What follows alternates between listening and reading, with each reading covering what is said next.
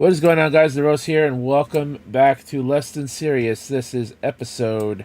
What is going on, guys? The Rose here, and welcome back to Less. No, you shut up, me. Okay, well now I know that's working. Sorry about the momentary echo, but welcome back to Less Than Serious. This is episode 81. The delayed episode was supposed to be on Sunday, then it was delayed to yesterday. I was too fucking busy yesterday. I didn't think it would take me 3 hours and having to go to about 6 different stores to find a strand of Christmas lights and tissue paper. Um, I didn't eat dinner until after 10 o'clock last night, and then had to go chasing my dog around the neighborhood for almost 45 minutes. So that was fun. And now here we are tonight. So we are here. We're going to discuss the Twitch disaster. That was last week when Morg Pie got banned for doing a topless stream, and then 2 days later they changed their nudity policy to support what she did, and all hell broke loose on Twitch from there to the point where they had to revert their policy, or did they, back to what it was. We're also going to talk about the E3 Expo finally being permanently canceled, something we pretty much knew for about 3 years now, and it's finally been officially announced. Warner Bros. Discovery apparently has a 60% chance of being heading towards bankruptcy, and we're going to talk about Week 15 in the NFL and what's been going down in fantasy football. So before we get started, I want to say what's up to my co-host. First, MK Kratos. What's going on, brother? Not much, not much. It's just long week. Yeah. Long. I don't fucking blame you. I feel the same way. And we're getting closer to Christmas, and I don't know, man. It just feels like time is just starting to crawl because shit's not been going all that great over here at the Rose household, unfortunately. And yeah, I'm not looking forward to the holidays this year as much as I usually do. Anyways, the other co-host on the show, who is still moving things to his new home, Casey is raw. What's going on, dude? Oh, I'm tired. I was that close. We were talking on Skype earlier, seeing if we're gonna go live, and I felt good. And then I got home. And you sat down and you got tired, right? Yep. That's usually how it happens, especially after you work and you're moving things again. Yeah, but I got up. I'm still okay now. So, Yep. but I have officially moved the last 2 boxes of video games. So, now I can really, finish my rebuilding the collection. But the house is pretty much emptied and cleaned, minus the garage being full of stuff right now. But it's pretty much done to the point where it's about ready to be sold. So That's good. So you only got like a little bit more to do. You still got stuff to move, or do you just got to like finish up some cleaning and stuff now? uh it depends. What I might go through some stuff and see if it's worth holding on. We're probably gonna just uh put in a lot of the stuff in storage, probably. Okay. Because here's the kicker: because my siblings they both of them live out of state, so and I got a apartment, so it'd be kind of hard to storing anything. So, but I think we're gonna use a family's extended family's storage unit or something to store some of the stuff for right now. But I'm planning to go back there Saturday and go through a bunch of stuff and make it one last go around. So one last spanking session in the old house too before you leave. oh no, that's already been done. What? Well, I mean, there's no place to do it unless I do it on the floor, standing up or laying on the floor. Oh, and And then, you got the bathroom. Tub still works, right? yeah, What's up, good point. TSS? Good point. But no, it's about there. So, I also recently rebuilt a new shelf for my NES collection because when one of the shelves that me and my brother started moving, it collapsed, so I had to buy a brand new shelf. So You and the gamer shelf, man. That gamer shelf was out to get you again. but that's pretty much it for right now.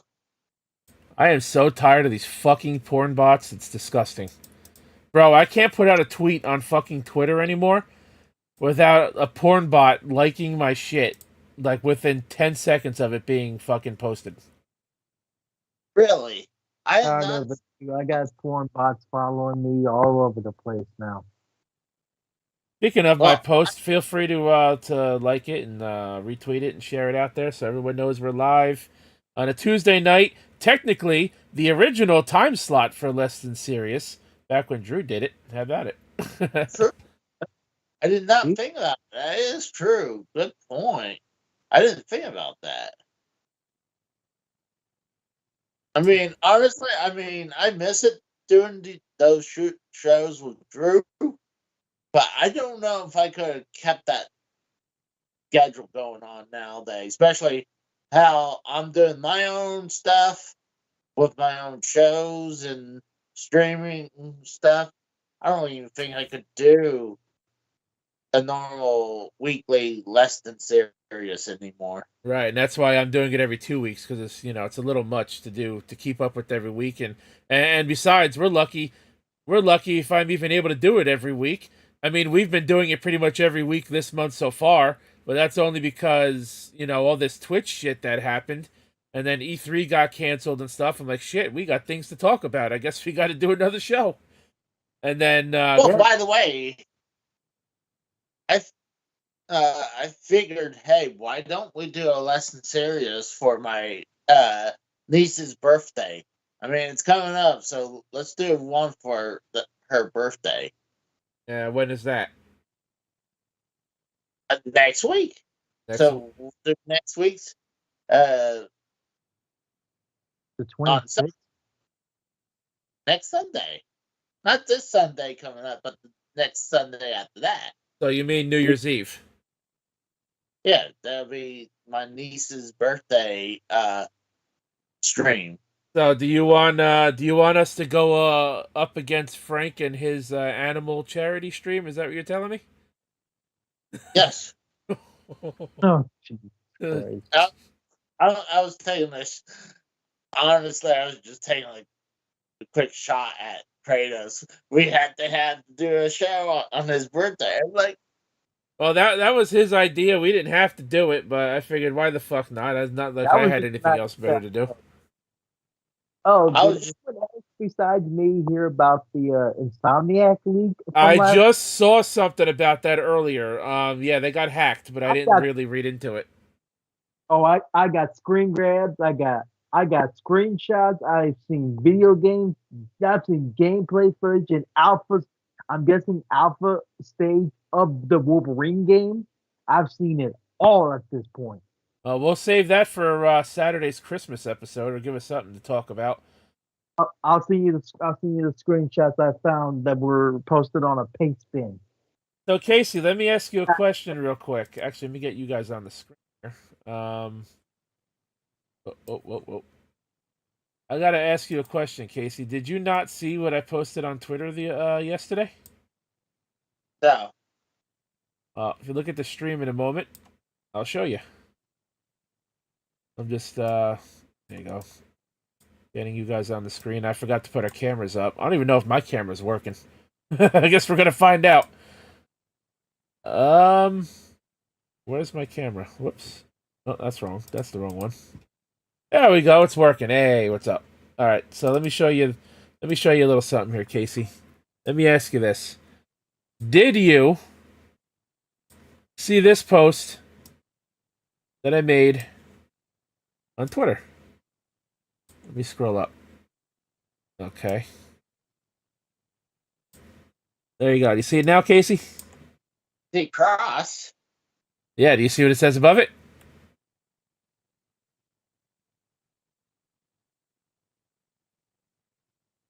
Oh, and it's my end. It's lagging. I Of see course. it was on sale for $298. You don't see what I captioned the picture with? And I tagged you? Can you hear me? Yeah, I can hear you. Okay. I can't read what. Oh, needs some of these for his math meetings. And oh my god, you're fucked up. Get off.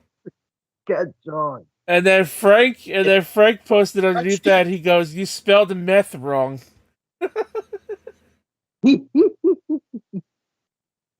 Oh shit. Don't mind me blowing up your DMs, George. I'm sending you all the screenshots Oh, Frank. from the Insomniac leaks. What are you gonna say about Frank Casey? You gonna rip into him some more? Uh-oh. Says I'm having poor connection. We can hear you. We haven't lost you Hear yet. you. What? Mhm. Can you hear me? Yes. We hear you, man. Alright, because it's saying I was having poor connection, but So what were you gonna say about Frank now? I'm sure he'd love to roast you on Wednesday for it. Mm-hmm.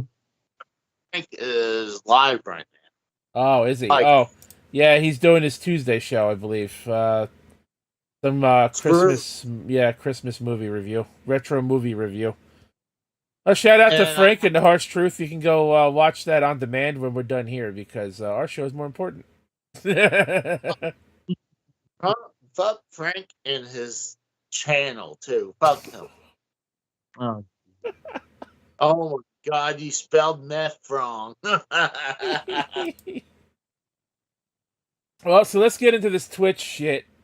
Honestly, I can get banned from YouTube for all the shit, all the screenshots and whatnot that have been posted.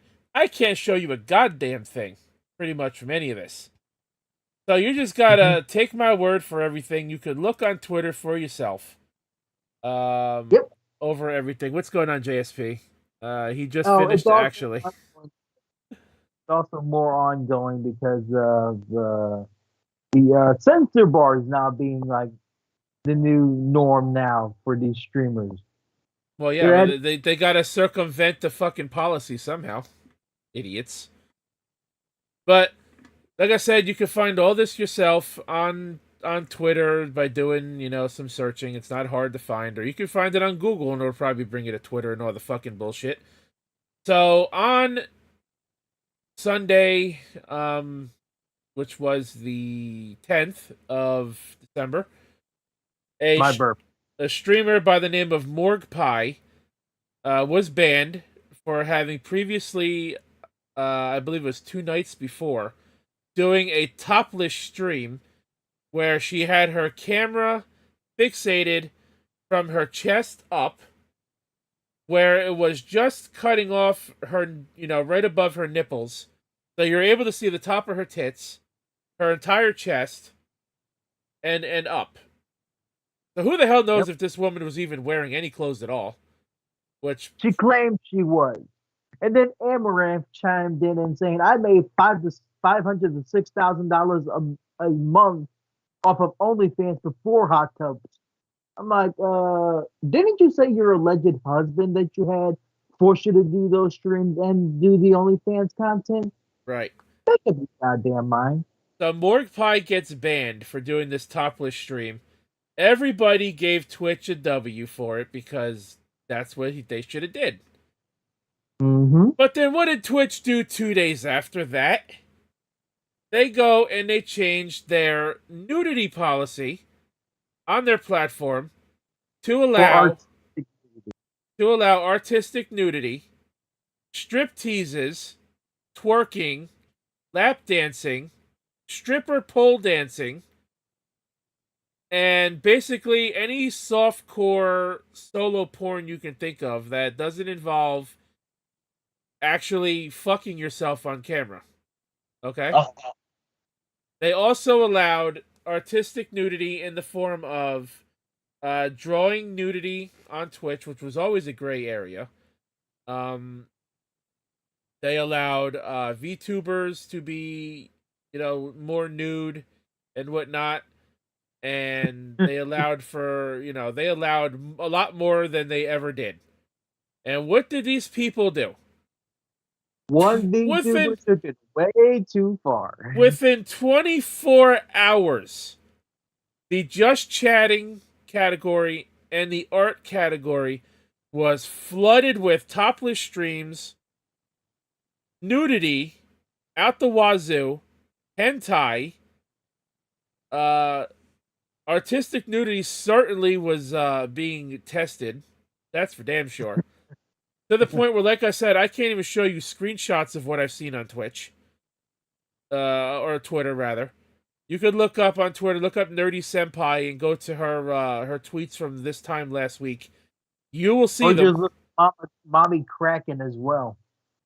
You will see screenshots of what she saw on her Twitch, and you would see hentai being drawn of characters, in sex acts, characters with dicks literally half the size of the characters' bodies. VTubers being completely nude, with their VTuber character art on the sides of the screen, completely naked, with everything, with nothing left to the imagination to see. And this was a lot of people, and there were one person comes to mind. Her name is Marina VT on on Twitch and on Twitter. She was at the forefront of all of this. She claimed to have read the TOS, the new TOS changes, multiple times, and she thought she was within her right to do what she did. She did a topless VTuber stream the same way Morgpie did it. The only difference is she also had her art, her character's art, completely nude on both sides of the camera, and whatnot. Her followers were telling her not to do this, and you're breaking TOS. And she was having them banned for going against what she was doing, and all this other shit. And then she cries out on Twitter when she got banned for the stream she did. Oh, I was within the TOS. I don't know why I got banned. Gee, I wonder why you got banned. You pushed the fucking envelope a little too far. Now, what I don't agree with is a lot of other people attacking her on Twitter, because she is certainly not the only one who was involved. But yes, she's taken, and I say she, because we're not going to get into all this gender bullshit. And if anyone knows who Marina is in the slightest, you'll know why I'm saying she, and I'm using that pronoun loosely. Anyway, she has been taking the majority of the heat for this, being blamed for what's been going on, and why why Twitch, 2 days after they changed the policy to support what Morgpie did, and giving these streamers a little more fucking leeway to go fucking nuts, and boy did they ever go nuts, they pulled back the reins on the artistic nudity altogether, and now have said in their terms of service that nudity of any kind, whether it's realistic or fictional, is not allowed on their platform. However, video games are excluded from that statement, but our nudity in video games obviously cannot be the forefront of the stream. It can only be shown on stream to advance the story. Basically, if you're playing something like I don't know, Duke Nukem, and you're going to come across like that alien cave with all them alien titties everywhere. Oh, You kind of have to run through that, to advance the game, so that they're cool with. But if you were just, if you were just to enter that cave and just stay there and just leave it there for the rest of your stream, that's a no because you'd be going against TOS with that. But so So that counts for almost all the Japanese games ever made. all these artists who lost their artistic privilege to put some nudity on their streams, and who felt more comfortable with doing art streams online because some people have legitimately been worried about drawing nudity in their art for fear of getting banned, which is understandable. Now, if you're doing it in taste, that's all fine and dandy, in my opinion. But if you're doing what some of these people did, and you're blatantly pushing the TOS to see what you can get away with, you deserve the ban you got. And you deserve to lose your artistic nudity privileges. Now, I'm not saying Marina should be the one taking all the blame. And it has also come out that apparently there are screenshots going around Twitter that she was involved in a Discord server that is not age regulated properly. And apparently she is knowingly showing fictional nudity to minors and whatnot. And if that's the case, her and her girlfriend, I forgot her girlfriend's name, is it Fenv or some shit? Apparently the two of them were in this together or some bullshit. So if this is knowingly going on Discord, they're committing felonies and they probably need to be investigated. So basically, they're the VTuber. She's the VTuber Aiden Ross, so to speak, right? Shit has not been going on. So let's see. We have 64812 says soon there will be hashtag Twitch quote Twitch ban at countries where porn sites are already banned, and this so-called niche will be closed, and we will remain with the shit we didn't need at first. Cause if one wants to watch adult stuff, it's free to go, sort of. So, you're right. You're absolutely right. So, what they should have did was, they should have left the artistic nudity alone. Regulate it much better than you fucking did. Actually have some quality control and some moderation of it, and you would have been fine. Ban the people pushing the envelope. What you shouldn't have left allowed on Twitch is all the softcore bullshit. Because you could still twerk on Twitch. You could still grind on Twitch. And strip tease. And pole dance. And give your fucking boyfriend or girlfriend a lap dance on Twitch. That's allowed. Softcore, solo, softcore porn is still allowed for anybody to see. But God forbid you draw anime titties on your fucking stream, you're fucking in trouble now. Yep. Personally, I would have had the latter. What they should do is flip the TOS, get rid of the softcore bullshit, because there's plenty of other platforms for that. Yep. Bring back the artistic nudity, let everybody have their artistic nudity, but manage it in a way where it's properly manageable. Have blurred thumbnails of the stream for people who don't want to see 18 plus content, which they should also do for the softcore shit. They should also do that for that as well.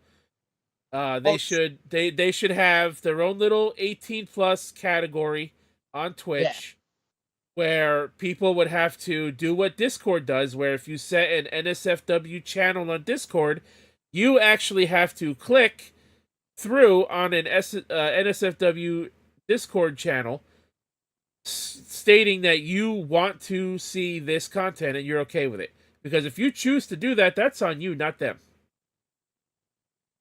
And what they also need to do is make sure that you have to also be logged in to see this content, because if you're not logged into an account and you just go on Twitch and search through categories, Twitch doesn't know who's looking, and Twitch doesn't know how old the person is looking. And they were seeing that as well. You did not have to be logged in to see any of those streams that were going on and the thumbnails of fucking foot-long penises and fucking fictional characters fucking and topless streams galore and these VTubers being fucking jackasses. It was a fucking shit show. It was an absolute shit show. Go ahead, Casey. You're very, emotional about this. It's kind of like how I feel right now about the whole thing with the completionist saga going on. You're like that with the whole thing with Twitch right now. Well, I'm also a streamer on Twitch, and do you think I wanna be competing with this softcore fucking porn bullshit? I don't want to be. The Twitch is not a place for that. It's not. And I stream on Twitch and I watch at least one or two VTubers as well. They don't push the envelope like that. Mainly because I only watch them because they play Destiny 2 a lot. But they don't ever push the envelope that much. Go ahead, Kratos. I didn't mean to cut you off. One of them is highly against what has gone down earlier this week and last week about the whole Twitch TOS. Highly against anyone who breaks TOS agreement on Twitch. So again, what I'm saying is they should flip the TOS, bring back the artistic nudity, and actually fucking regulate it.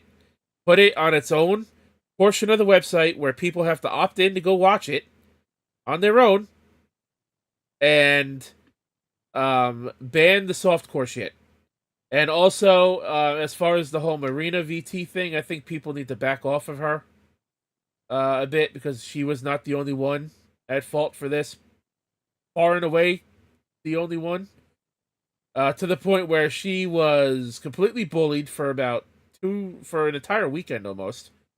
She's been bullied since Thursday night up until a couple of days ago. She's probably still getting flack.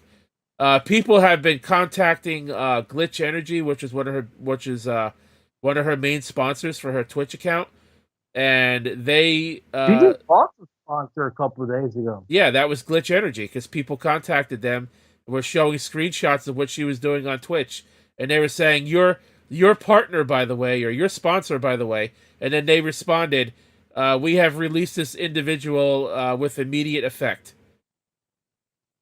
So she lost sponsors for this. Her and her girlfriend have both lost sponsors for this, for doing what they did. Which I do agree with that, but I think, if they're going to lose sponsors for this, I think all of the Twitch partners should be losing their sponsors and whatnot. I think they should have gotten longer bans than a day. And quite honestly, they need to not do this again. So she released a half-assed apology about how she was apologizing for what she did, and she caused so much trouble, and she did this and whatnot. And all it was, literally, her apology was literally just seen as damage control, because that's exactly what it was. She put out her apology an hour and a half after Glitch Energy said that they released her of her sponsorship. And then she releases her apology. That definitely sounds half-assed, because she just more than likely sounds like she wants the sponsor back. And then the next day she tweets out saying that all the money that she got in donations and bits from the stream that got the TOS reversed, she apparently donated that money to something. I forgot where she put it. Apparently she did that. She says, "Oh, I know this doesn't fix what I did, but I'm making an effort to do what's right," or some shit. Just more damage control in my opinion, but if you're gonna blame somebody for what they did and you want to hold them accountable, that's all well and good. But blame everybody. Don't just bully one person, because while she was at the forefront of it, she by far and away was not the only one. And the policy has been reversed. Apparently now people are using censor bars so they can still showcase their nudity and get around the TOS. I'm guessing Twitch is fine with that. But then again, that's also kind of been something that people have been doing before this all happened here and there. So It's still softcore bullshit. If you think Casey might get kicked off Twitch if he does a hot tub stream. that was in response to Bam's Bam6956's comment. Casey's gonna do a hot tub stream on Twitch. So with all this bullshit, that went down, this complete fucking clown show, this completely gave VTubers a bad name. VTubers as a whole, first of all, they weren't very, taken very seriously before. They really aren't being taken seriously now. And then, just to try to take everyone's minds off of this, they went and held the VTuber Awards over the weekend. Oh my god. So I went and commented on there and said, I said something along the lines, actually, let me pull up my reply. Again, I can't show this stuff because whatever, Project Melody, I'm sure people know exactly who she is. She won Best Lewd Tuber because she was like one of the main fucking porn VTubers on YouTube or on Twitch. Who also does adult streams, so I don't understand why she limits herself to Twitch. Okay, here we go. So I commented, I said, do you think anyone outside of your little simp circle is going to take any of you seriously after what those degenerates did on Twitch last week? I said the name VTuber is cancerous now. As much as I wanted to eventually be one, now I'm glad I never was and don't want to anymore. Somebody actually replied to what I said. Oh, my brother. He said way too expensive anyway, and I agree. It's to be a VTuber, just to have a VTuber model, it's literally nearly $1,000 and up. VTuber artists are ridiculously expensive.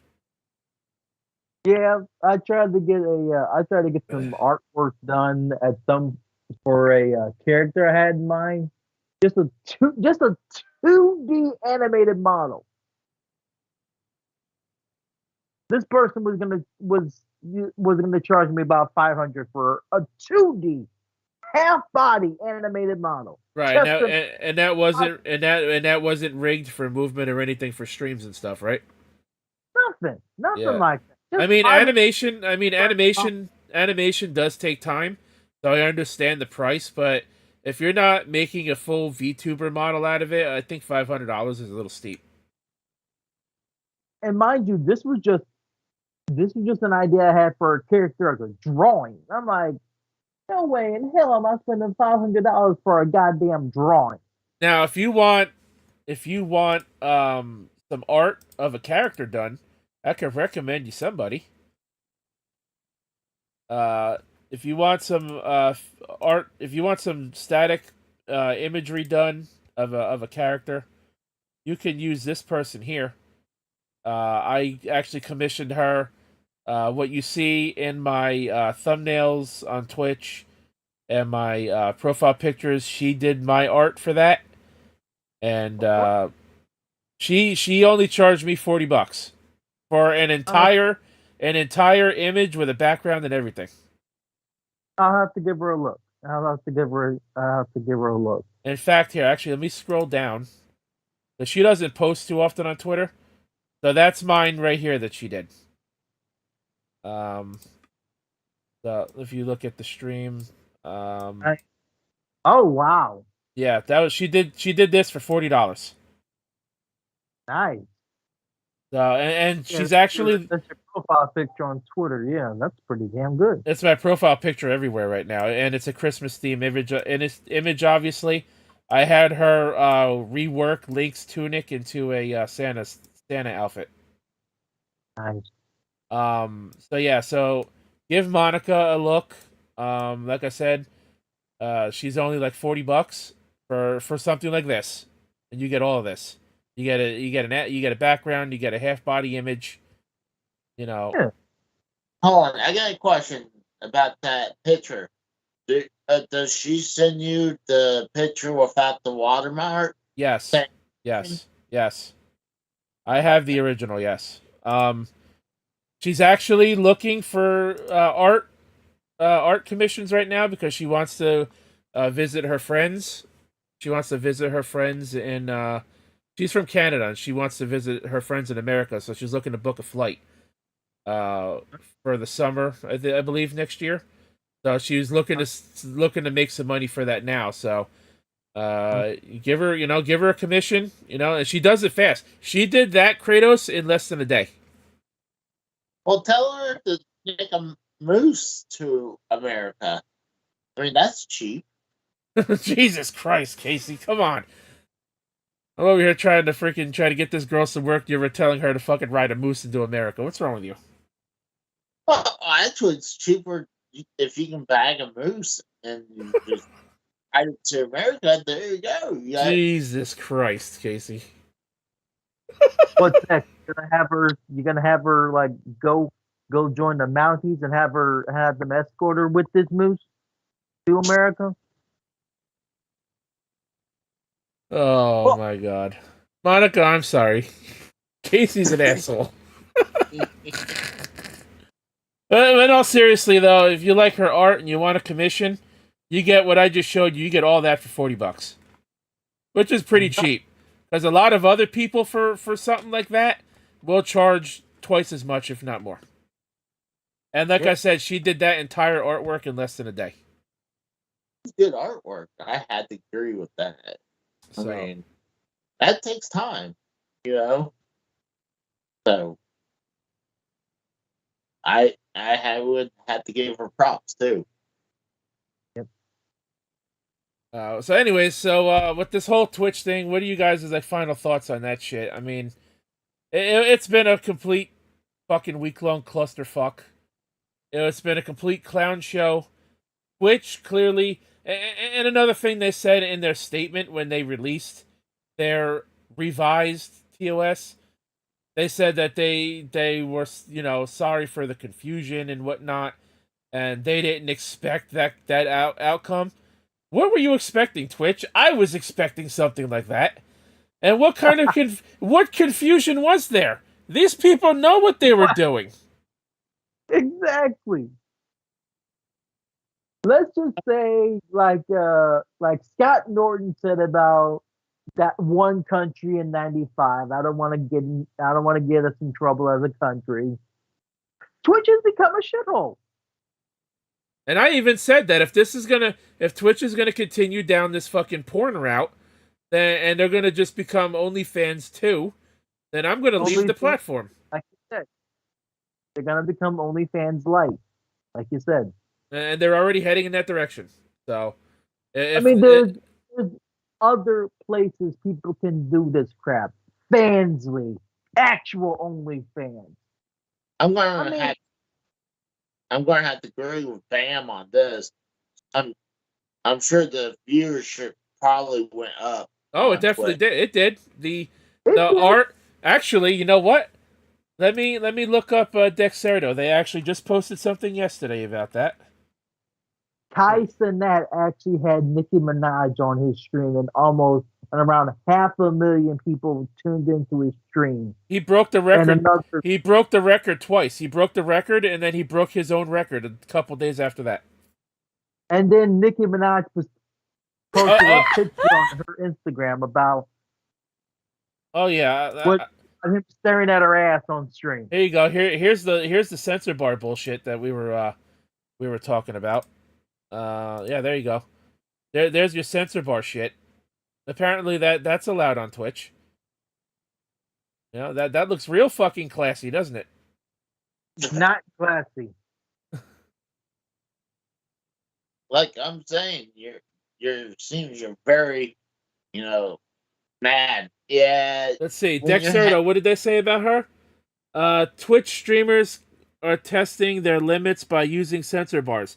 See, these people know what they're doing. What confusion was Twitch thinking they caused? I mean, the more when I think about artistic nudity on this matter, the more I think about an old,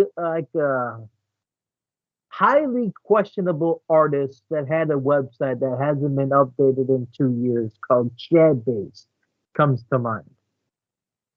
That was nothing but artistic porn, essentially. I'm looking to see what they posted. It was yesterday about the viewership on the art channel. Here it is. Twitch's art category broke its viewership record while the artistic nudity policy was in place. Of course it did. I wonder why. I mean, literally, like I said, Kai Cenat, literally after Nicki Minaj left his damn stream, there were his whole a member of his fucking crew sniffed the damn chair she was fucking sitting in front of a good what 300,000 people watching. Right. Like, who does this shit? She was grinding on the chair, twerking on it. I'm like, I don't give a fuck about this shit. Yeah, that's what I'm saying. It's fucking disgusting.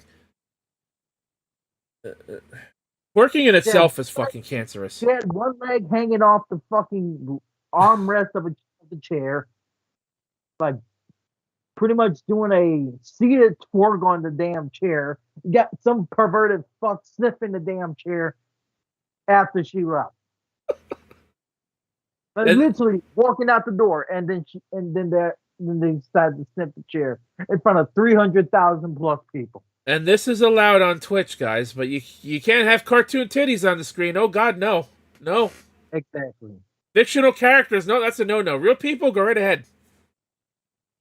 VTubers showing like undercarriage of their tits. Nope, ban them. Yep, you can't even burn them at the stake. Well, so the only thing I can understand though is with the when it comes to the VTubers, Twitch treats VTuber models as an extension of their actual body, because technically their VTuber models are rigged to move when they move their actual bodies behind the camera. So that much I could kind of understand, because that's within policy for them to ban people now for. But as far as the artwork itself goes and the drawing, as long as it's not exaggerated like it was, and it's moderated carefully, I don't see the problem with, having people do their nude art on stream. Just get rid of the softcore shit. We don't need hot tub streams, even though they've been around for a while. We don't need these topless streams. We don't need these fucking black censor bar fucking boxes covering half the screen because you want to sit there with your fucking clothes off. Like, what's the point? If you're covering it up anyway, why do it in the first place? Exactly. Literally, all it is a way for people to fucking And I'm gonna name drop this person, Kratos. I'm sure you know who Destiny FOMO is, right? One of JD from New York's biggest followers. I think I know where you're going with this. The picture she posted. She was on Twitch the other night, and her fucking stream title, I forgot what her stream title was. It was something like your best girl with the hand emoji pointing like this, and it said OF for OnlyFans. Mm-hmm. Like, you're letting these people advertise their OnlyFans pages on your platform. Why are you okay with that? Well, from what I've heard, her OnlyFans is very, very, very like within their TOS. She's not doing any. From what I've heard, she's not doing anything that would like get her in a compromising position, like showing full-fledged nudity. That's very rare for someone on OnlyFans these days. Everyone on OnlyFans is ready to get naked as soon as their stream starts on OnlyFans and ready to post anything and everything. She actually blocks people who pay her just to see her naked. I mean, so at least she's doing it tastefully, but I'm just saying, like, she's using her Twitch titles to advertise her OnlyFans page. Like, that's kind of scummy in a way. I'm not putting her down or anything, because I do follow her too, because she's also a big gamer, and that's the reason I follow her, for her gaming content. But when she does the just chatting streams, that she's using her Twitch title of her stream to advertise her OnlyFans, I don't like it. It's literally like, "Hi, just watch me." So it's just like saying, "Hi, come see me on OnlyFans." You know, I'm on Twitch, but you can see more of me on OnlyFans. Well, and again, like I said, she's not exactly like fully nude on OnlyFans at all. But yet she's using her Twitch streams to make it sound like that. Yeah. Yeah. Clickbait. That's what we call it. I thought that promoting OnlyFans wasn't allowed on Twitch. Well, I don't know if it is or it isn't, but It's not allowed on Twitter. Because if you do an undisclosed ad for someone's OnlyFans, that's against Twitter's like terms of service and agreements.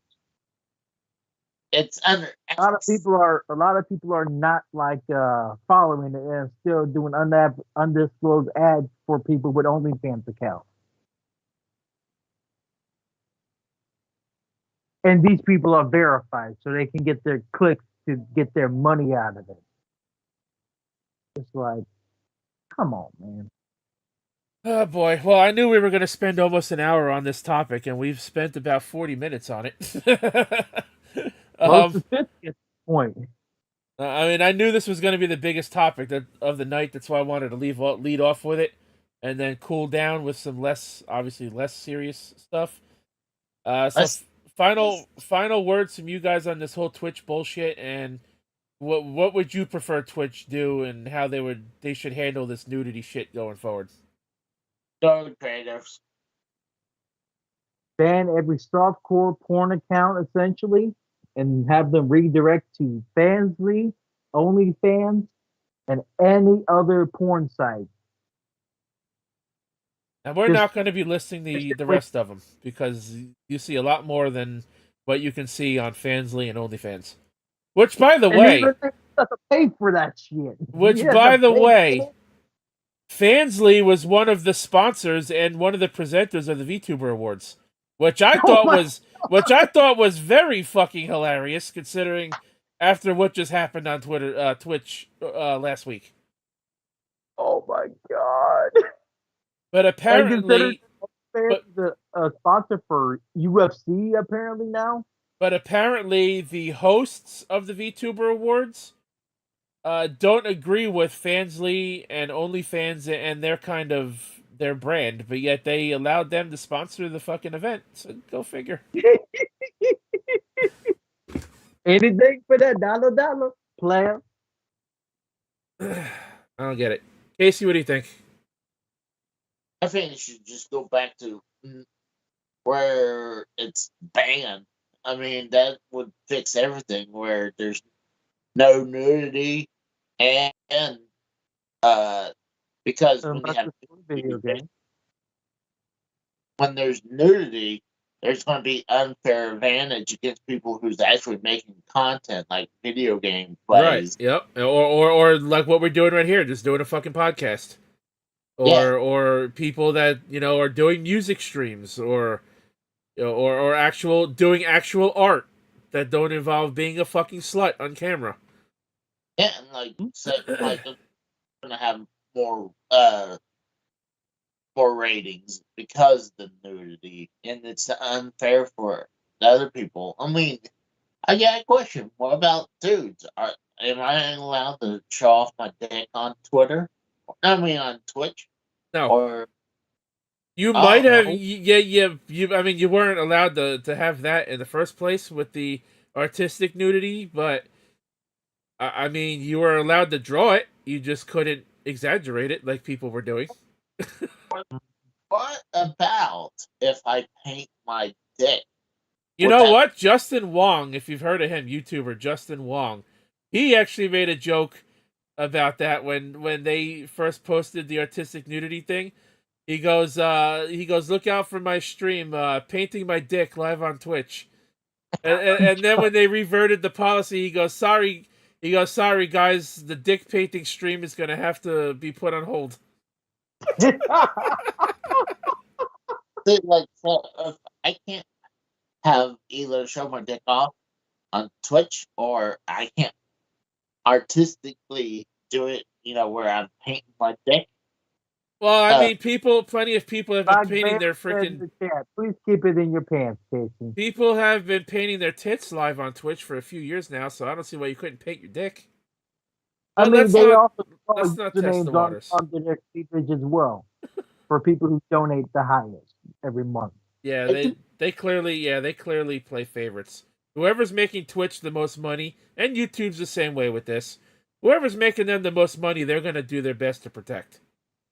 Oh, yeah. Like people like Amaranth, who's number one on OnlyFans, making $500,000 to $600,000 a month. Who gives a fuck? I ain't paying your ass what $20 to $50 a damn month just to watch you get fucked by a bunch of random fucking guys. I follow one girl who's an OnlyFans girl, and that's only because she's also a gamer, and I've been following her for a long time, for about 3 or 4 years before she started doing OnlyFans. She's fucking hot. If you know who Doopy Doover is from when she was with Planet Dolan back in like 2015, 2016, and then she branched out. Her. She branched out from them in like 2019 or whatever, and then she started doing OnlyFans and stuff, and now she's degenerated a bit, but I still follow her because she's hot, and the hard times recently last year. And I follow her for her gaming stuff, even though she's mentally unstable and she hasn't been really doing much of that. But it is what it is. What were you saying, Kratos? Didn't she come across some hard times last year around this time? Back in September of last year, she broke up with her boyfriend that she was dating for, what was it, a long time? I think since high school they were dating a long time, and they were gonna get married or some shit, and then they just broke up.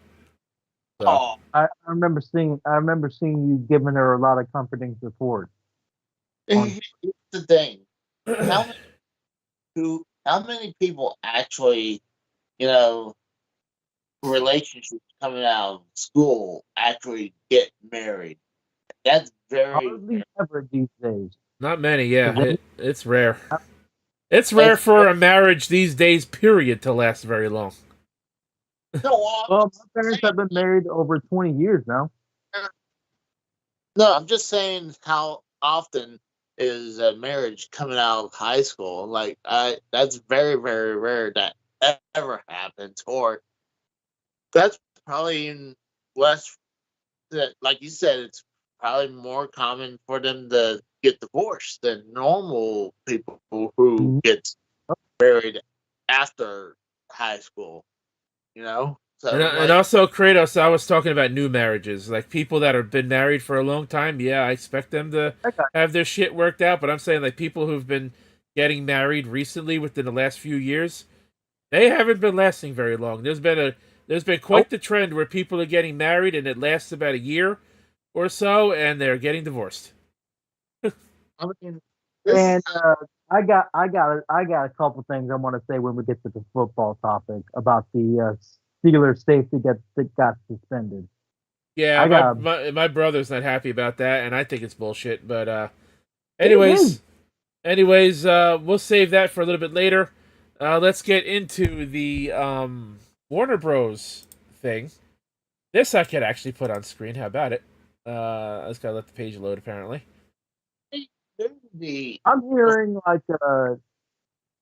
hearing conflicting stories. They're either on the verge of bankruptcy or they're about to sign Monday Night Raw to NW sign an Inca deal for Monday Night Raw. Right. So we have here Warner Bros. Discovery high chance of bankruptcy says Wealth Organization Services. Now this is as of December 14th, so last Sunday. It says a personalized wealth organization service states that Warner Bros. Discovery has a high chance of going bankrupt. The site says most of Warner Bros. Fundamental indicators such as probability of bankruptcy are part of a validation analysis module that helps investors searching for stocks that are currently trading at higher or lower values than the real value. If the real value is higher than the market price, Warner Bros. Discovery is considered to be undervalued, and we provide a buy recommendation. Otherwise, we render a sell signal. Macroax is a very sophisticated yet simple to use personalized wealth organization service built for self-guided social responsible investors, says the site with section. We started Macroaxis during the financial crisis of 2008 as a small project to help investors protect and optimize their positions to combat the ongoing market instability and the economic volatility. Warner Bros. Discovery includes Warner Bros. Pictures Discovery, Max Water Tower, Music, DC Films, DC Comics, Cartoon Network, Adult Swim, PBS, TNT, CNN, WB Games, and more. So Hogwarts Legacy would fall under this umbrella. So would Mortal Kombat, and Mortal Kombat just had a game released 3 months ago. Yep, and Hogwarts Legacy got snubbed for the fucking Game Awards, as we know. There's an actual. Go ahead. I was just saying, like, Hogwarts Legacy got snubbed, and they now added a DLC called Hogwarts Legacy Azkaban that has like a GTA style like meter on it as part of the DLC. Really? Yeah, it's kind of like the GTA star meter. That's what they're saying this is like in the DLC. So apparently David Zaslav, CEO of Warner Bros. Discovery, possible sale. There is actually talks that David Zaslav will sell WBD, which of course also includes DC. Back in 2022, Comic-Con insiders filled me in. He's talking about himself now, the author, and then told me that 2023 SDCC, Zaslav hopes to sell a couple of years of Universal, which is owned by Comcast, whose bankruptcy score, according to Macroaxis, is less than 30%. I've also been told that Zaslav hopes Universal breaks up the sale so he can retain Discovery. Let's see. Reporting if WBD does get sold to Universal, what happens to the Gunn DCU? I've been told Universal will probably continue it. Worth a mention is that both James Gunn and Zack Snyder got that big start at Universal with Dawn of the Dead. So this is that, and now I'll show you this. This is the actual Macroaxis page. Warner Bros. Discovery probability of bankruptcy is used to show a chance of financial distress over the next 2 years of operations under current economic and market conditions. Warner Bros. Discovery probability of bankruptcy is determined by interpreting and adjusting Warner Allman Z score to account for all off balance sheet items and missing or unfilled public information. All items used in analyzing the odds of distress are taken from the Warner balance sheet, as well as cash flow and income statements available from the company's most recent filings. So it says here, Warner Bros. Probability of bankruptcy analysis. Probability of bankruptcy is relative measure of the likelihood of financial distress. For stocks, the probability of bankruptcy is the normalized value of Z-score for funds of the ETFs. It is derived from a multi-factor model developed by MacroAxis. The score is used to predict the probability of a firm or fund experiencing financial distress within the next 24 months. Unlike Z-score, probability of bankruptcy is a value between 0 and 100, indicating the firm's actual probability it will be financially distressed in the next 2 years. But now, if you look at this, you could see gross profit has been going up. 2020, they grossed $6.8 billion. 2021, they grossed $7.6 billion. And last year, they grossed $13.4 billion. And this year, they grossed $14.4 billion. So if their gross profits keep going up every year, how are they having a probability of going bankrupt in 2 years? Who knows? Interest expenses: $648 million in 2020, $633 million in 2021, $1.8 billion in 2022. So that actually skyrocketed, and $1.9 billion in 2023. Probability of bankruptcy equals normal Z-score. Warner Bros. Fundamental indicators such as probability of bankruptcy are part of a validation analysis model that helps investors. We already read all this. Quarterly earnings growth, earnings score, revenue per score. So if you understand all this, there you go. Bottom line, they said the probability of Warner Bros. Discovery going bankrupt in the next 2 years is 58%. Well, I got the solution for them. How they make sure they're not going to go under. What's that? They got to start airing nudity and I knew you were going to say that. And strong hentai porn and having artistic nudity. That's their. So, despite the fact that WB has a very successful video game studio in NetherRealm Studios, who make the Mortal Kombat and Injustice games, very successful DC Comics, and they have all these TV networks that seem to be doing fine. They're also supposedly looking to ink a deal with WWE for the rights to Monday Night Raw, which apparently will be finalized at some point in the near future, if they land the deal. So if they're looking to sign one of the biggest contracts ever, how are they going bankrupt? And not only that, I hear they're trying to go after the NBA as well. So, well, they already have the NBA because that's already on TNT and TBS. Okay, then. But what they're trying to do is they're trying to keep the NBA because the NBA is looking to negotiate new TV deals as well.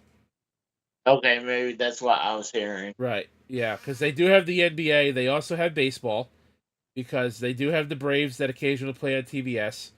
The playoffs are part of the playoffs is on TBS.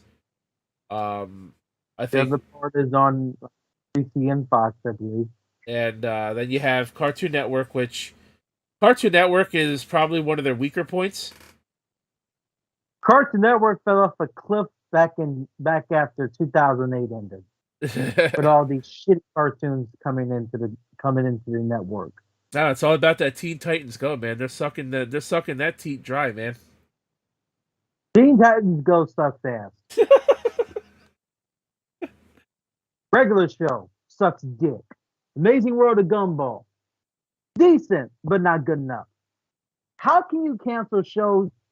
The only reason I even watched Cartoon Network again a couple years ago was because they brought back Samurai Jack for one more damn season. But it was on Adult Swim. Yep. And on Saturday night. And Adult Swim is still going strong, so hey. That's I mean, and that final season lasted what 10 episodes? That was 10 weeks well spent for my ass on Saturday night. Shit, Well, I got the conclusion to one of my favorite shows growing up. Hey, remember when they did that CN live shit? The Friday night crap. They did those live shows with the Destroy Build Destroy show and that Cartoon Oh, Network version of Ghost Hunters and shit. You don't remember that stuff? I remember the Ghost. That was dog water bad. What's up, Kids going Casey? to Azkaban and shit. what? I thought you were saying something. Oh, what I'm hearing is when they're negotiating for Monday Night Raw, I think WWE wants to get $2 billion, and I guess they're the front runners right now. Is What? that $2 billion a year or is that $2 billion in total? Because they're already getting five. I think aren't they getting $5 billion now a year for? Aren't they getting $1 billion a year now for a 5-year deal? No, no, No, no, no, no. that's That's $1 billion over 5 years for Fox and USA. Oh, okay. So I misheard that. So So, it's 200 million a year for 5 years. Yeah. so they're trying to get $2 billion for the 5-year deal. Wow, that's a lot of So, money. yeah, Mm. that's what they're trying to do right now. So, WBD is pretty much the front. I guess they might be the front runner. I'm hearing FX, even though I don't think FX is a good channel to go to, No, but nobody FX, watches FX. fuck that shit. FX is and more than anything. I was listening to the Saw Monster, and they were saying about how though they might boot, let's say WBD does retain WWF, I mean WWE Raw, and let's say they put them on one of those channels, TNT or TBS, they might boot AEW to Discovery. I was Yeah, like, you know that's what what? I've been hearing. But honestly, I don't buy that Discovery's book.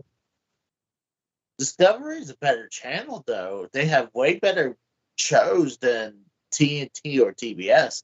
I mean, the only thing TNT or TBS ever has is reruns of the same TV shows or movies, like Law and Order, while Discovery has a bunch of hits. So I'd rather be on Discovery Channel Let, than let me How ask many let me Discovery ask you Channel this. their providers?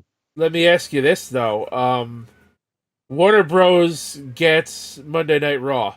They also have yeah, AEW until for at least another year. Can you yeah. imagine? Could you imagine if Warner Bros makes WWE and AEW coincide together because they own the rights to both television deals?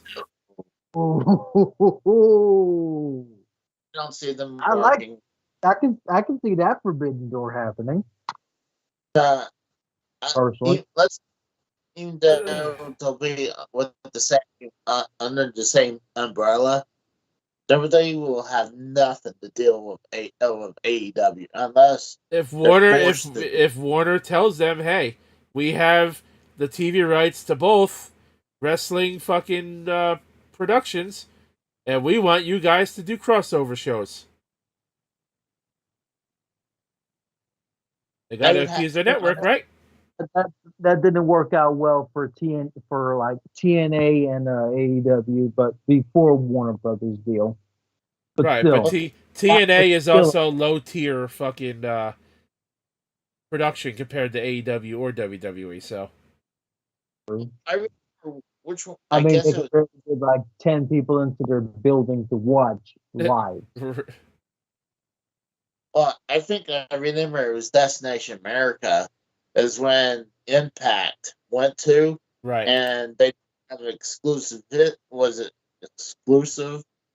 So they Destination. Oh God, was it? What was that channel again? Destination America. They decided to pick up Ring of Honor as well, and they put one in front of the other. Right. Like, and they were starting to think about drop Impact and keep Ring of Honor at one But point. that was up You know, until the potential contract tampering with WWE potentially buying out Ring of Honor because they were so like dry, dried out of money. WWE, there was a rumor in 2016 that WWE was ready to buy out the entire Ring of Honor like promotion, take over the whole thing. well, I mean, they could have if they wanted to, In because I mean, 2016, they were about to, but that report fell through because there was nothing after it because they were considered contract tampering with like what we now know as the Undisputed Era. With they were tampering with Adam Cole, Kyle O'Reilly, and Bobby Fish, all in one fucking go when they were trying to get that deal. Because they were still under contract with New Japan at the time too.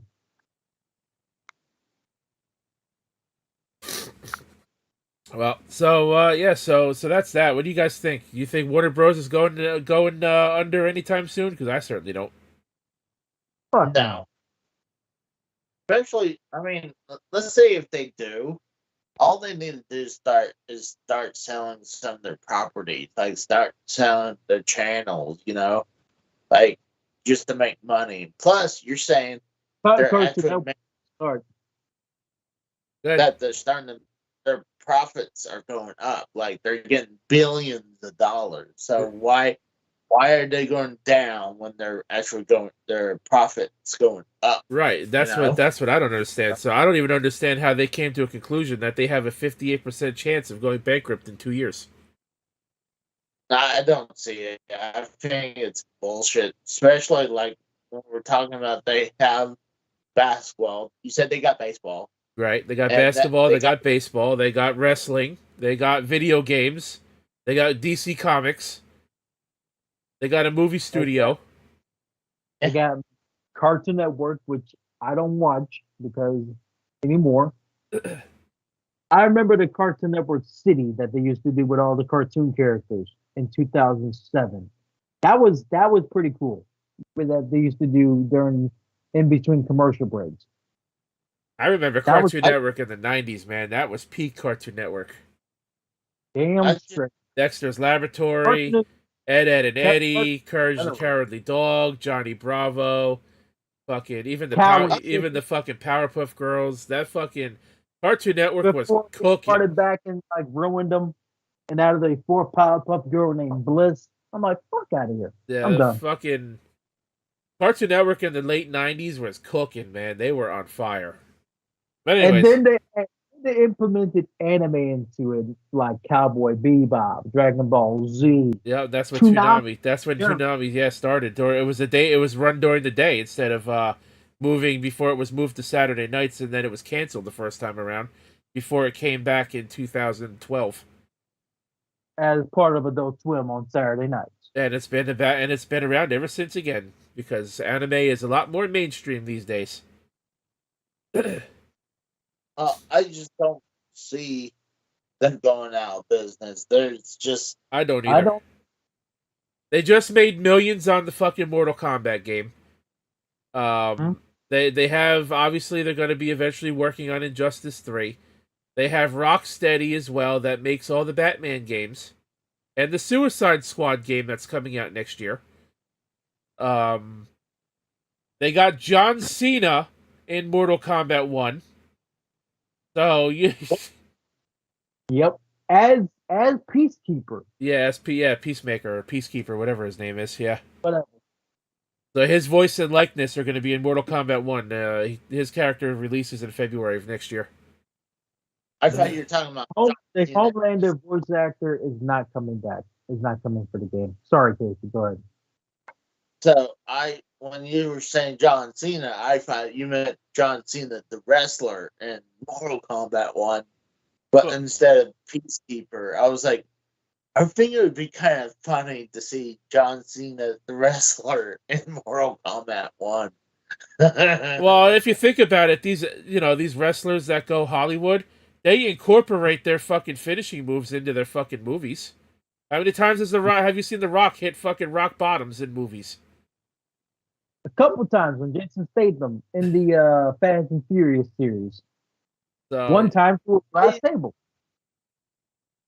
I can't really tell you.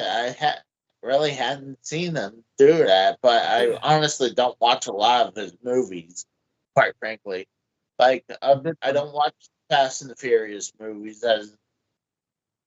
I watched the first three, and I'm kind of like, well, he after he that, didn't come in until 5, and then he left after I think 8, and then he's supposed to come back I think for the last one. 10 or 11? Part 10. I think it's 10 Part 2. I think he's coming back for, which oh will my god, be in I think 2020. It's supposed to be next year, but because of the Hollywood strike, it might get delayed to 2025. are they actually on the 10 Part 2? Yeah, they're doing a 10 Part 2 and a 10 Part 3. They're not doing an 11 and 12. They want to make they want to make Furious 10 a trilogy, and they're going to end it.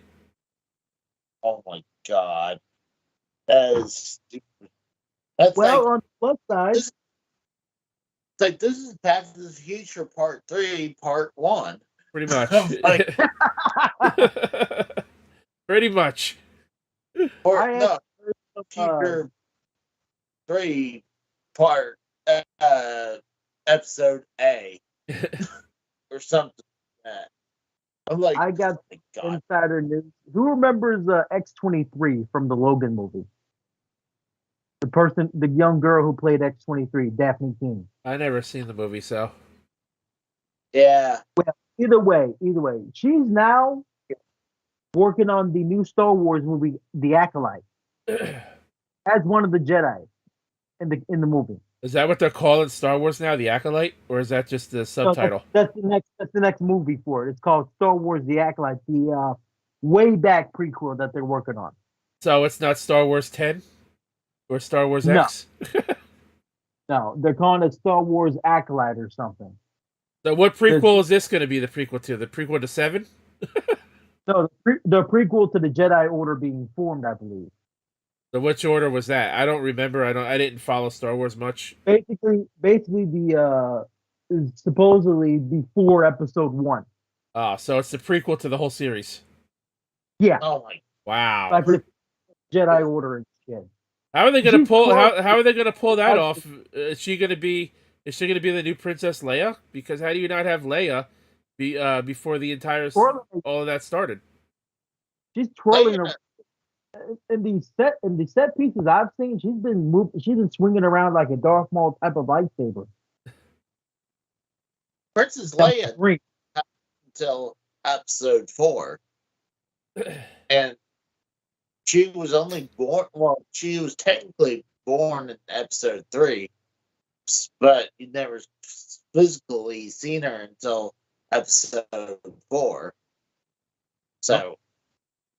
I'll say that just goes to show how much I know. And mind you, we didn't actually see her with a lightsaber, even though there was confirmation that she was supposed to have a pink lightsaber going into the Rise of Skywalker before her death.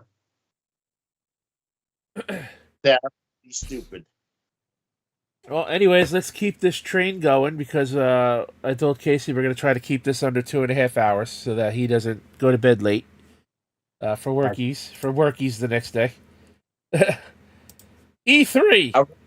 E3! Finally, permanently canceled. The writing was on the wall for 3 years now, and it is finally, officially canceled. For good. I can just picture the Rock going, finally! So here we go. Oh, wait. Well, we were seeing signs from this even before the pandemic. I mean, I think it was some companies were starting to pull out and they were doing their own presentations. You know, Sony wasn't there, if I remember correctly. They weren't there in 2019. And, nope. Yeah, and that was the start of the beginning of the end. And if I remember correctly, in 2019 there was also some big doxing thing, where attendees and the journalists' phone numbers and email addresses were available for anyone to see on the E3 homepage or some shit, and people were not happy about it. Jeff Keighley, I believe, was one of them, and that's why he started Summer Games Fest. He pulled out of E3 and started Summer Games Fest, which is now basically the replacement for E3. Then 2020 happened, and we all know what happened in 2020. 2021, we still haven't returned to normalcy, so they did E3 online, which was a fucking joke. 2022, they canceled it because they felt the time still wasn't right. 2023, they canceled it. I forgot what the reasons were, besides the fact that nobody wanted to attend, not even Microsoft. And when you know Microsoft doesn't want to attend, you know you're pretty much finished. Yep.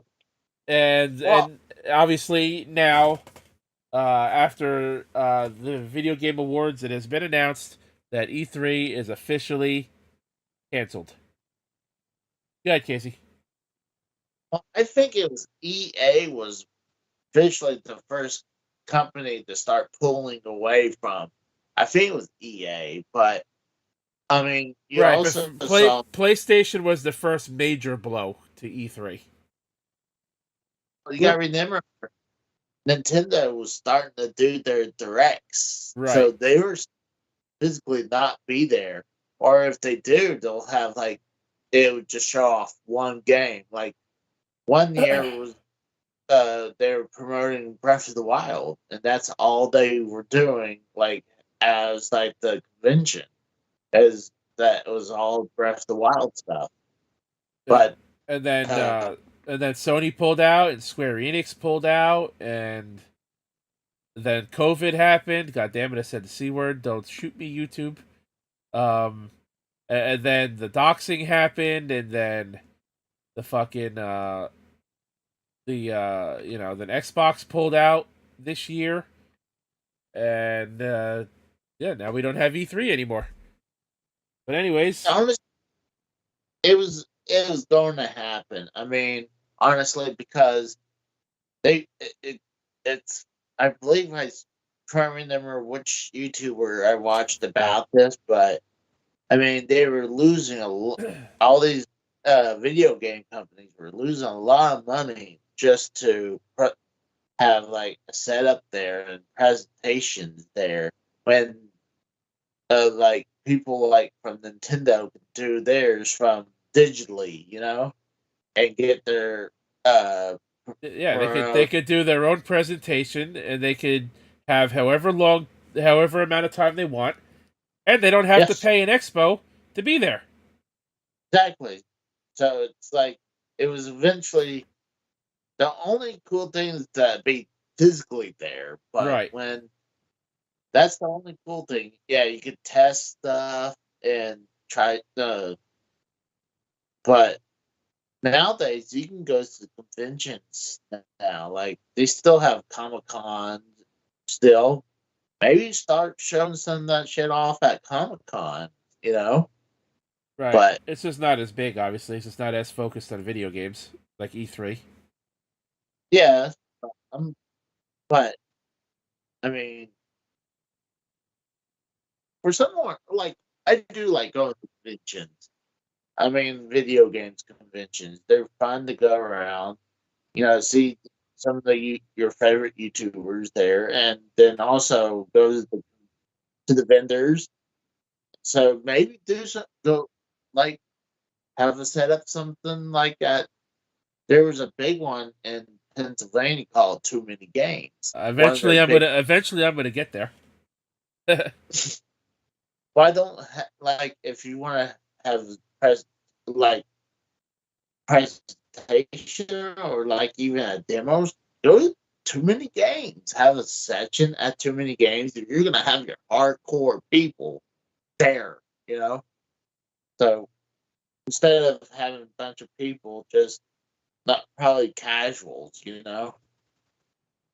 But it was just eventually it was gonna eventually die off. Yeah, like I said, the writing was on the wall since like 2019, but so the Electronics Entertainment Expo, which was once the gaming industry's biggest convention and media platform, is officially dead.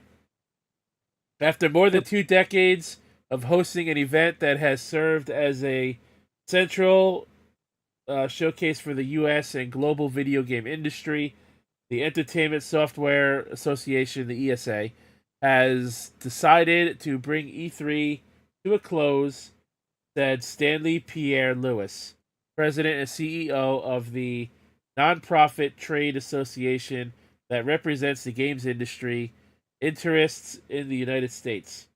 A mix of new competitors, partner withdrawals, changing audience habits, and pandemic era disruption led E3's collapse, which we've already mentioned all this, ending years of attempts to resuscitate the event, which began in 1995, so nearly 30 years ago. And I quote, we know the entire industry, players and creators alike, have a lot of passion for E3. We share that passion, Pierre said. We know it's difficult to say goodbye to such a beloved event, but it's the right thing to do, given the new opportunities our industry has to reach fans and partners. The origin. This is a link to the origin of E3. These new opportunities include online video news conferences that feed information directly to audiences without the costs, which we mentioned, associated with attending a trade show, including booth fees, travel expenses, and strict deadlines for presentations.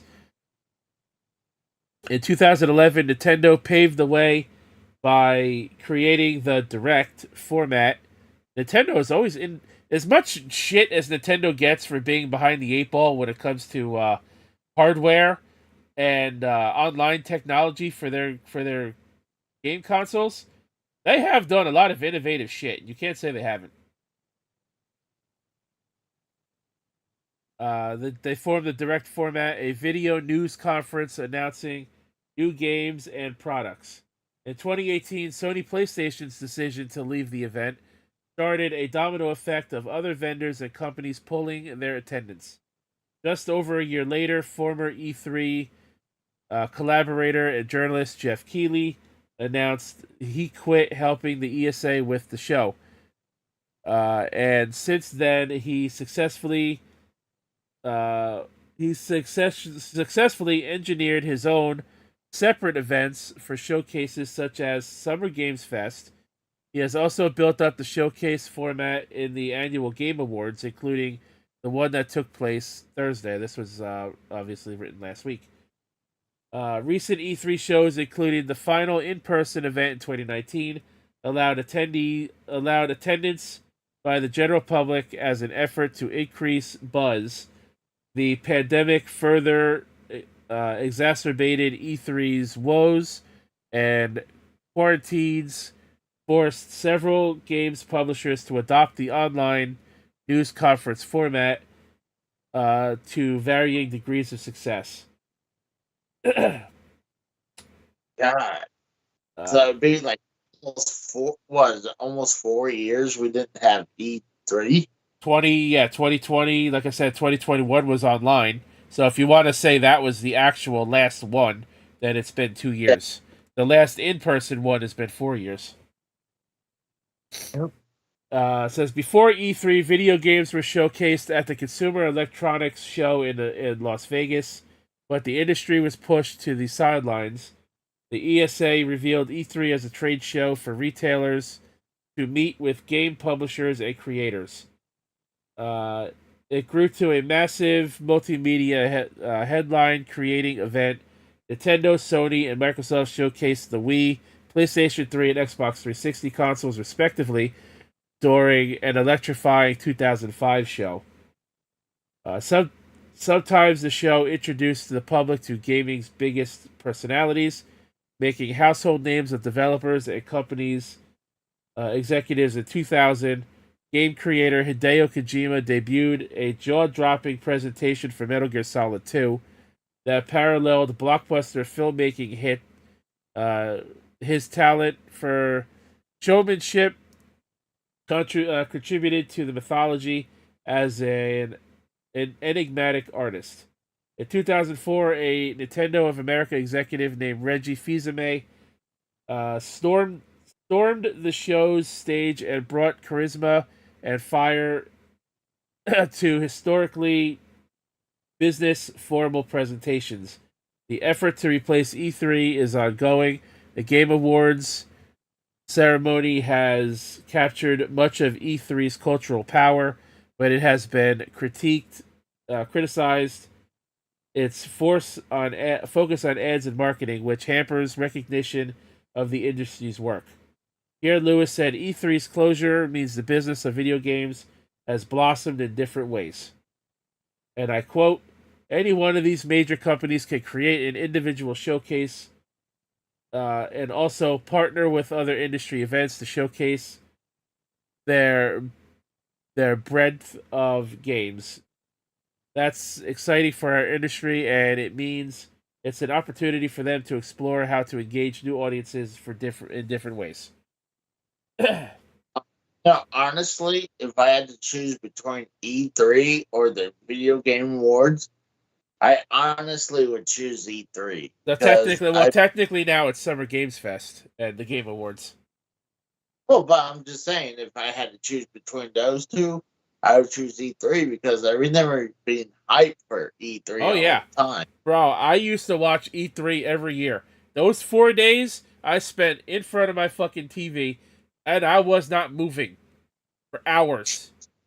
When PlayStation did those movie theater events where they had PlayStation representatives Yeah. doing the movie theater thing, they did it for 2 years. I actually went. I went to both of those. My local Oh wow. theater. I went to both of those, and I got to hang out with PlayStation reps and see the show live. In the movie theater, and talk to some PlayStation reps and whatnot. It was really cool. Doing that. It wasn't obviously E3, but it was the closest thing to E3 I was ever going to get to go to. It's the thing is I've been so disappointing with the video game awards for the last couple years that like uh I think the one last time that me and you did it, I was disappointed because it sucked. The year I did it with, I'm trying to remember who I did it with. The year after that, You did it. You because did it with me twice. You did it last year by yourself because I wasn't available, and you weren't available this year. well, I think I think I had someone. I try to remember, but I didn't upload it because it was a fucking nightmare. And plus, I was very disappointed with the uh with it. So I was like, "Fuck it." And then I was disappointed with those previous 2 years. So I was like, "Fuck it." I'm gonna just watch it and just evaluate if it's even any good this year. And what? I'm done. I'm done. Uh, unless we thinking they're gonna promote like a system or something new, I'm not gonna watch video game awards again. I'm done. Yeah, Like I oh, don't blame you. I'm more hyped about when I hear pay to play Excuse me. or a direct or maybe something from Microsoft than the Game Award. Like I think the only good year was from 2017 when Breath of the Wild won. I think that was the best Game Awards they did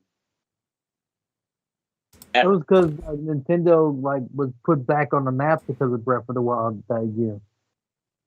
Well, it was Like well, half the awards for Game Awards that year. yeah, but it was also Nintendo Switch was starting to go uptick, like Yeah, that too. down like gangbusters. So, I mean, Yep. But the Game Awards this year, they catered more to the Hollywood actors that have nothing to do with video games than anything else. What is Matthew McConaughey gonna do for any video game? What is the Black Captain America gonna do for any damn thing other than promote his new Captain America movie that was called New World Order at one point and then changed the name because reasons, whatever. So I want to show you guys this reaction thing I recorded. This is when I was at the PlayStation Experience Live in 2017 at my local movie theater. This was some funny shit. This was a live reaction I recorded at the movie theater. So PlayStation was having technical difficulties getting the stream up, the broadcast in the theater. So watch the show. Watch the show. Watch the stream, and obviously have your volume on and listen to this. All right, this is about, I don't know, like 40-something seconds long. But here, have a listen to this. This was incredible, and it was really fucking funny. All right, here we go. Dad, where are you? Go home, Xbox. Now it's red. Now it's green again. Red. Yay! I guess it's red. Boo! Yay! Boo! Oh!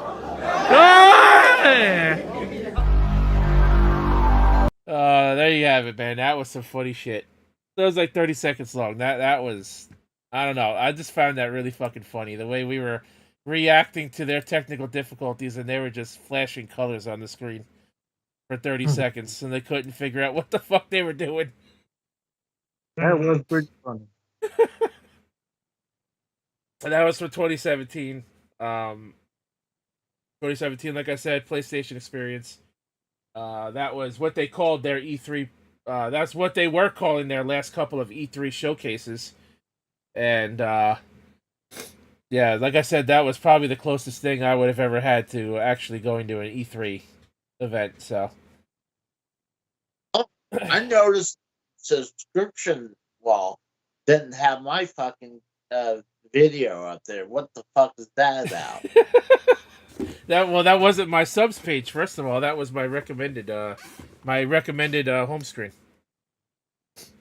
Home. So they recommended fucking Frank's video than mine. Apparently What so. the fuck?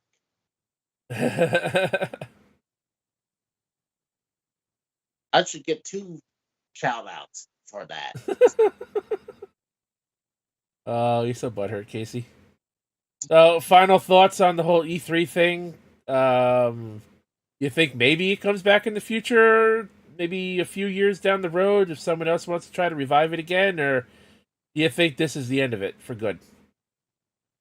I mean, it's possible. I mean, dude, they revived was that game channel that came back and died? I think it's possible to bring it back, but I would say wait about a few years before we test this. It's absolutely going to be a mixed hybrid between a digital, like a physical presentation. They might have like some of their setup there, but as the presentation might be all digital, you know? Probably, yeah, maybe. I think that's the best way to go. I mean, you can see people out there testing their products, and then, but as the presentation, it's all digital. I think that's the future. Kratos, final thoughts on this? Well, E3 Game Awards, they're pretty much the same thing at this point. And It's like one had to go for the other to live. You know? Pretty much. That's about as much as I can say. But the Game Awards this year, complete shitstorm. I don't know. I thought it was better this year than it was the last couple of years. Except for Baldur's Gate running away with fucking 6 awards. Honestly, I'm shocked to hear that there was some news that just came across my timeline on Twitter. The Game Awards gave Spider-Man 2 0 awards out of 7 nominations. Yet Yep. it cost this game cost $315 million to fucking make. Yep. It cost more than any fucking Spider-Man film ever made. And look at Nintendo. They won one award, and it wasn't even for Mario or fucking Zelda. Combined. no, one was for Zelda. Well, oh, was it? Oh, that's right, yeah. Okay, yeah. So they won twice. They won... Zelda got one, and Pikmin 4 got Best Family Game. That's right. Yeah, Pikmin won too, so I was happy about that. But I was not happy about these speeches given a 30-second time frame to just and if you don't finish that 30-second time frame, you're given a please wrap it up Prompt on your fucking sign. screen. Yeah, that was ridiculous. I think that was more in response to making sure nobody walked up on stage that was someone's kid like last year for Game of the Year. Right. Remember that? I don't think it was because of Christopher Judge's 8-minute speech, because we sing longer speeches at the fucking Oscars. Halle Berry went at the Oscar and took about 13 minutes for her speech? 5 minutes, whatever. Come on now. I think the best way to go is they gotta fix some of these awards, because there's some of them are it feels like redundant.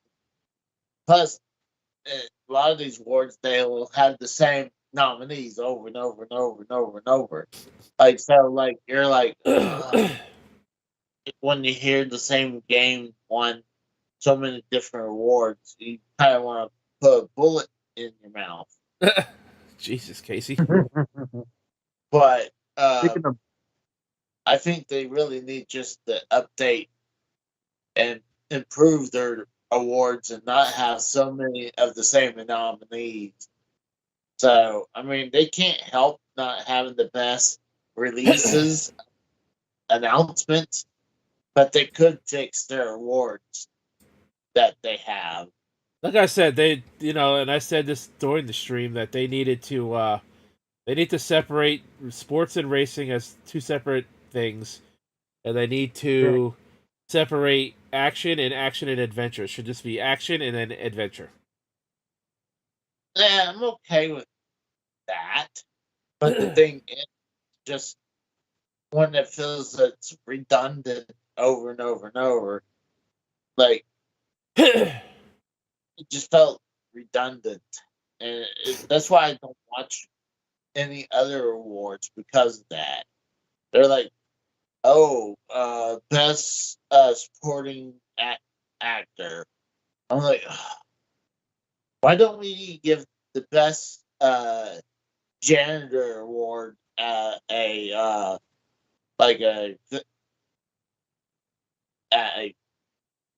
trying to think of a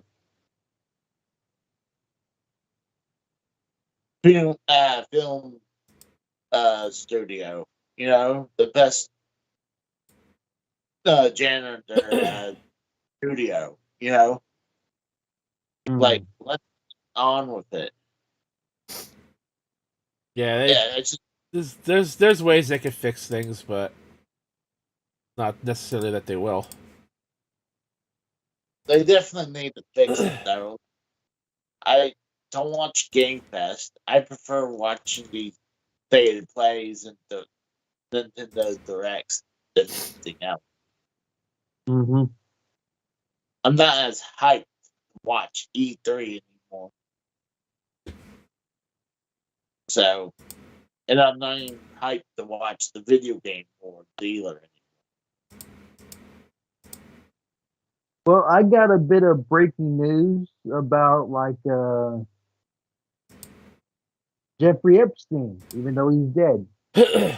All right, you can go into that real quick, and then we'll cover football and get out of here.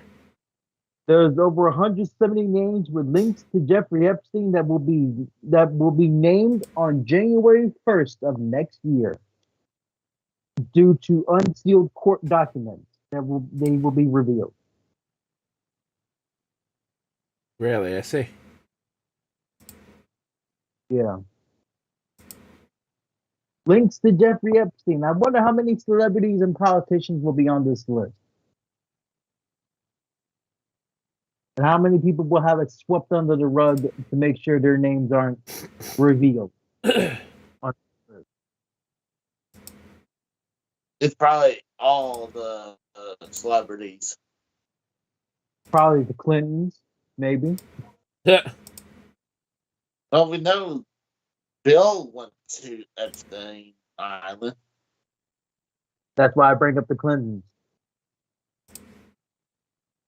Well, we know Bill Clinton went. We don't know if Hillary went, but I'm sure she did, probably. More than likely, yeah. I mean, it's already all but confirmed Bill Gates went there at this point. Because these people went to that island doesn't mean automatically that they're related to any Wrongdoing, yeah. They probably just went there to have a nice little fun time, have some tea and crackers. Yeah. Let's say you went down there to have a meal, and then you turn around, you're on some freaking list. You're like, you went to Epstein Island. Like, so now you're on some fucking list.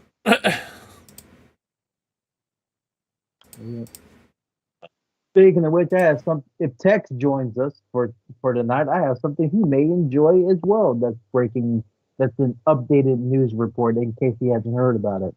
Tex isn't here, so I highly doubt. He's not I'm even saying watching. if he joins us for football, is what I meant. Right, but I'm saying he's not even in the chat, so I don't even think he's here. He probably went to bed after Frank's stream. Yeah, more than likely. Oh, Frank said there's no football stream tomorrow either in the group chat. Oh, okay. He had plans. Said that about an hour. Yeah, I see it now. Freaking pussy didn't want to show up tonight. Oh, come on, Jesus man. Christ. Man, you are just getting your licks in while everyone's asleep, aren't you? You are just getting these jabs in while they are down asleep. All right, Casey, I'll fix your ass real good.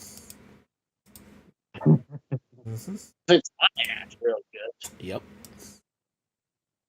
Fix you.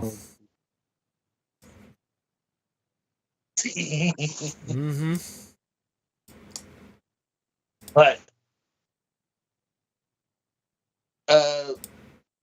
I'll be able to watch football again because I've been watching football through my YouTube app. And but the problem is I don't have the best internet.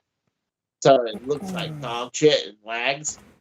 But now I got that the the digital antenna thing. So now I can watch normal football again. And I don't have to look for lag, and it looks pretty fucking good.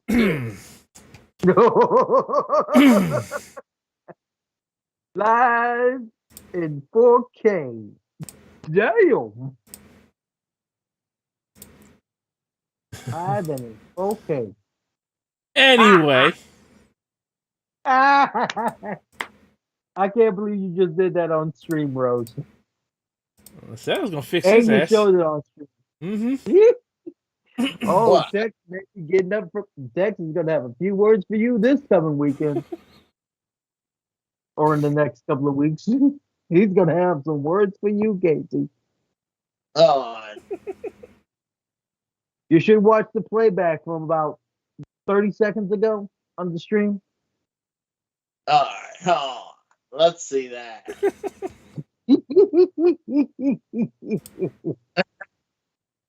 Oh, seeing the Rose, I just witnessed He's talking about the someone kidnapping.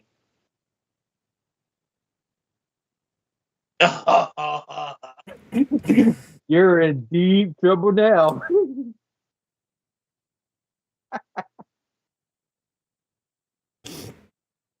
Anyway, let's get to this football discussion of Week 15 of the NFL. So we can wrap up the show and get the fuck up out of here because we've been live for almost 2 hours. So we'll try to keep this discussion to about 30 minutes or so. Let's go over the scores of the past week. We've had, beginning on the... Oh, this is September. Wait a minute. We are in December now, right? Why did this bring me all the way to fucking September? That's fucking dumb. What the Yahoo one always?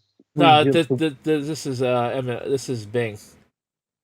Oh, okay. Now Google would have just brought me directly to the fucking. It would have just brought me directly to the current week. This one, no, put me all the way at the start of the season. Good job, guys. All right, give me 1 second while you get that set up. All right, I got it. So we had, holy shit, I forgot that was a high scoring game. We had the Raiders fucking murder the Chargers 63-21. That's as bad as Denver getting killed. Almost as bad as Denver getting killed 70-20. Oh my god. We had what was that, Casey? What's the most scored points in NFL history? 73 points. So they were close to match it. They were close. On Saturday, we had Saturday triple header showdown on the NFL Network. We had the Vikings and the Bengals. The Bengals won 27-24. The Colts beat the Steelers 30-13. And the Lions beat the Broncos 42-17. Sunday, we had the Bucks beat the Packers 34-20. Texans beat the Titans 19-16. The Dolphins blank the Jets 30-0. Chiefs beat the Patriots 27-17.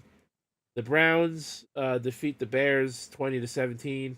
The Giants lose to the Saints 24-6. The Panthers, in a low-scoring affair, win their second game of the year 9-7 over the Packers. That must have been a boring game to watch. The Rams beat the Commanders 28-20. The 49ers defeat the Cardinals 45-29. The Bills beat the Cowboys 31-10.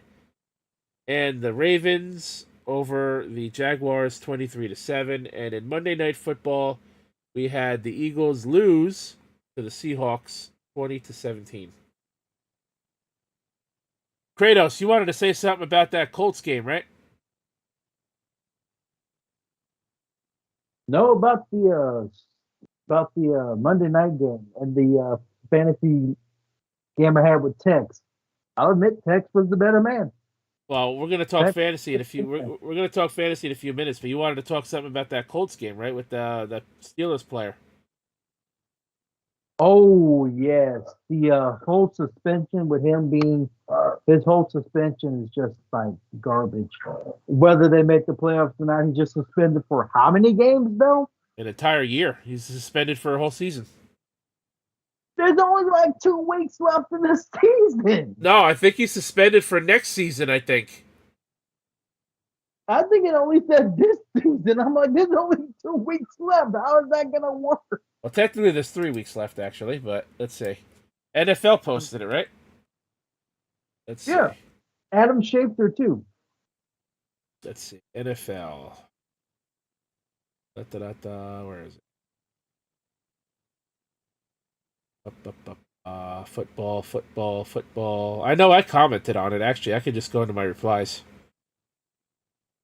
Well, while I look for this, did you hear that Taylor Swift apparently wasn't happy with Travis Kelce after the Chiefs game on Sunday? I don't know what the fuck that was all about. I heard that he didn't attend her birthday party or something like that. I don't know what it was about. I just heard that she was upset with him after his game on Sunday. Fuck her and fuck him. Yeah, right? Oh shit, where the fuck is At this this? at that point, all I can say is this: pansies. I think it might be the Adam Schefter account, not the NFL one. I'll just go into my fucking replies because I replied to it. Yeah, no, replied like your brother, I believe, who quoted it. I believe. Yeah. Replies. Yeah, Where that was is it? Adam Schefter. Yeah, here it is. New York. Let's see.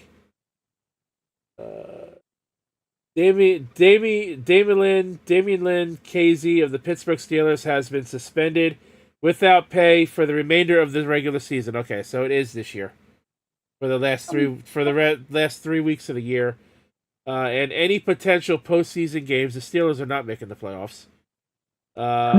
For repeated violation of playing rules intended to protect the health and safety of players, including during this Saturday's game against the Indianapolis Colts. Now,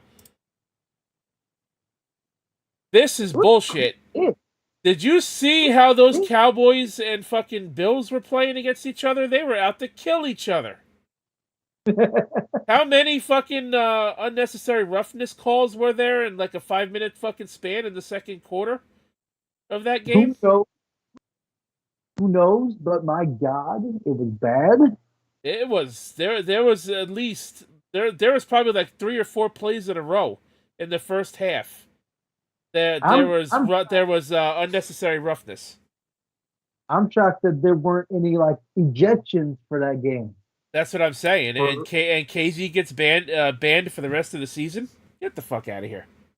Why did this bring me back all the way to the? Oh my God. Fuck you. Okay, here we go. We got it back. Anyways, so yeah, that's fucking bullshit. Now speaking of fantasy, I lost in Frank's league for 2 reasons. I lost because Zach Moss and Michael Pittman were both injured by the Steelers' defense in that game. They were taken out in the first half of the game, did not return. And the way the Colts were playing, I would say anywhere from about 8 to 17 points in total.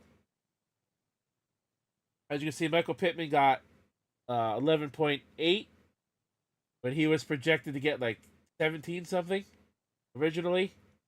And Zach Moss got 12.3. He was projected to get like 14 something. But the Colts scored 45 points in that game.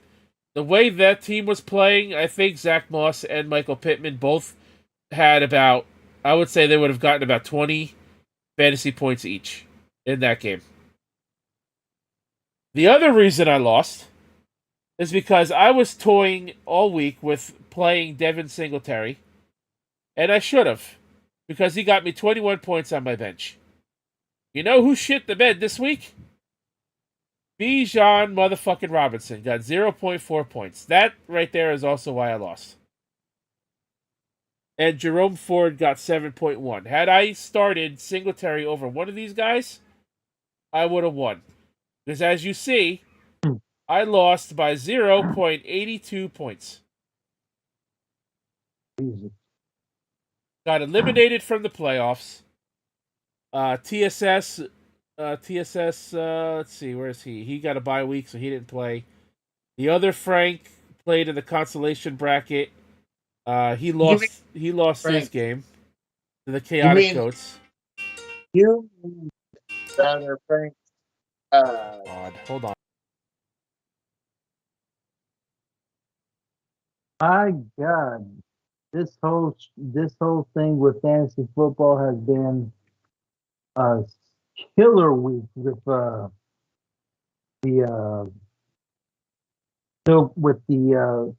Texas League. It's been pretty damn good. I got McHale's Cowboys in the consolation semifinals, but y'all aren't here for that. You want to hear the entire full playoffs. Tech will be facing Cora in the championship semifinals. TSS against Frank, Rose against Deity, me against Mikkel in the consolation semifinals of each bracket for Texas League. According to this, Tex will beat Cora, and then TSS is slated to beat Frank in the semifinals for first place, or semifinals of each. Rose is slated to beat Deity, and I'm slated to beat Mikkel by a country mile. I'm so happy that the Rose got eliminated from the playoffs. So, Rose. I mean, I get a third chance at him. I get a third chance to try to beat him for fifth place at this point now. So it could be my redemption story because he beat me twice the entire season.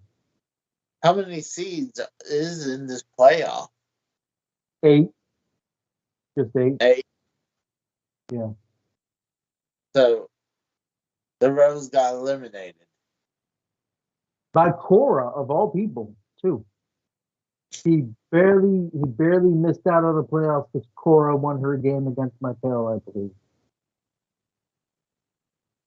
Well, that's funny. I mean, there's 3 or maybe even 4 inactive people in that league. And I mean, he also lost to Frank, too, so that also doesn't help.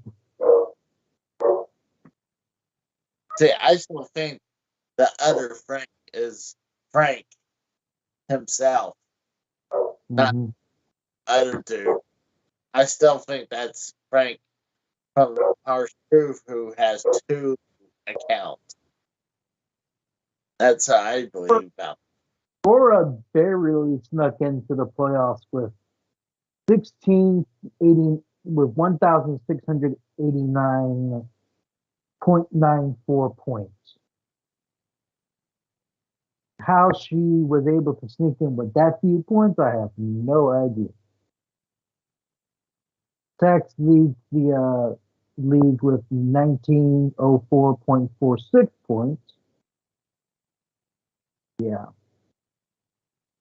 And I'm literally in third place in points. That is insane. For an 8-7 team, I'm third place in points. That's insane. Rose is in second place with 1849.98 points, despite losing 3 games in a row. I am at 1831.60 points. Oh my God. My goodness.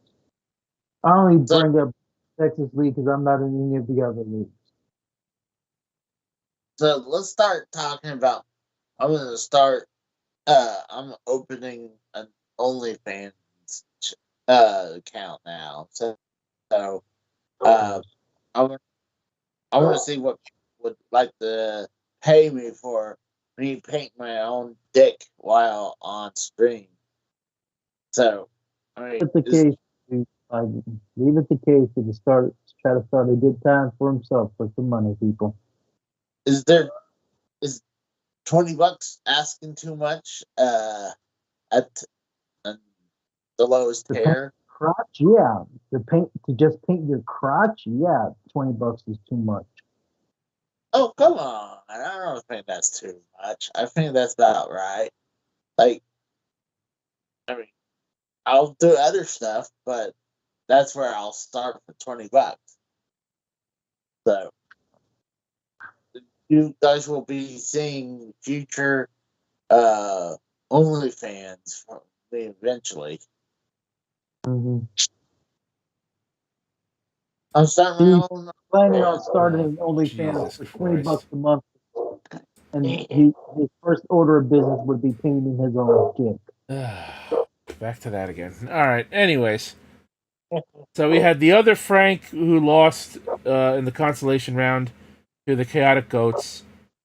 Now I don't know why this match even happened because the other Frank, Team Frankie, did not make the playoffs, but Goats did. So why did they have this game? Dayton Tringles obviously didn't make the playoffs with a 1-13 record, who lost to Ken, who also didn't make the playoffs. So this consolation round made sense. And Orion Seraph beat Drew, Drew made the playoffs, but Orion Seraph didn't. So again, why is this another game that actually happened? So yeah, that's what I want to know. But yeah, so that's that.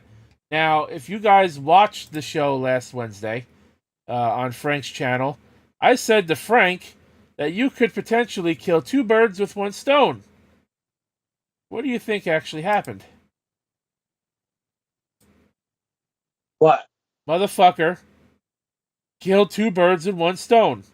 Because not only did I play him in his pay league in the playoffs, I played him in the final week of the free league to make the playoffs. And he beat me there too. By 1.1 points. So not only did he knock me out of the playoffs, he knocked me out of the playoffs in his league, but he kept me out of the playoffs in the free league and ruined my weekend. Well, Cora also won that week, also won this past weekend too. So I don't know how you would have gotten in other than by points. I would have gotten in if I would have won because me and her would have both been 10-5. And I already beat her. And I had the points advantage over her. So I would have got in if I won. Believe it or not, I looked at the points. Me, you, and Tex, respectively, are the top three in points. Right. But because of the records, she's 10-5, I'm 9-6, so she gets in. I mean, I get my redemption against you, Rose.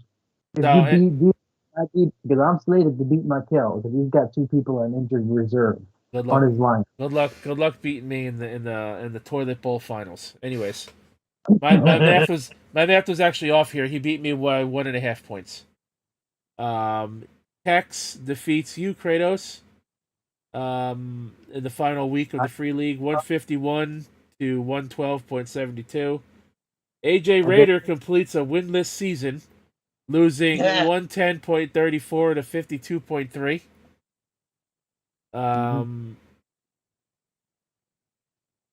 What do we have here? Michael lost the final week. The Cora 107.5 to 40.8. And TSS won his last game against the managerless team, the AI team, 118.6 to 49.2. Also made mention while you stepped away that like the playoffs are Tex versus Cora and Frank versus TSS in the semifinals for the championship. Right, and that's it right there. And I'm playing Deity, who I am right now expected to have a close game with. Hopefully Keenan Allen comes back. That'd be great. And you, Kratos, are right now expected to go over Michael. I'm gonna mollywop him. Like I said, he's got two people on the starting lineup that are on injured reserve.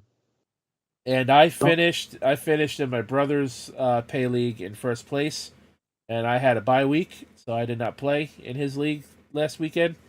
So I will be playing my older brother, who actually started the league, in round 3 of our league, and I am right now slated to beat him too. So I'm slated to go into the championship final in that pay league. So, so that's where it all stands. Let's take a look at Week 16 games of the NFL. Now we're going to do this again on Saturday because in 5 days from now we will be doing the Christmas episode of Less Than Serious. So we'll be taking a motherfucker did it again. What? The fucking score thing, the fucking thing, the fucking Microsoft thing. It brought the fucking thing all the way up to the fucking top. Alright, so here's where it starts. December 21st. Thursday game, we have the Saints and the Rams.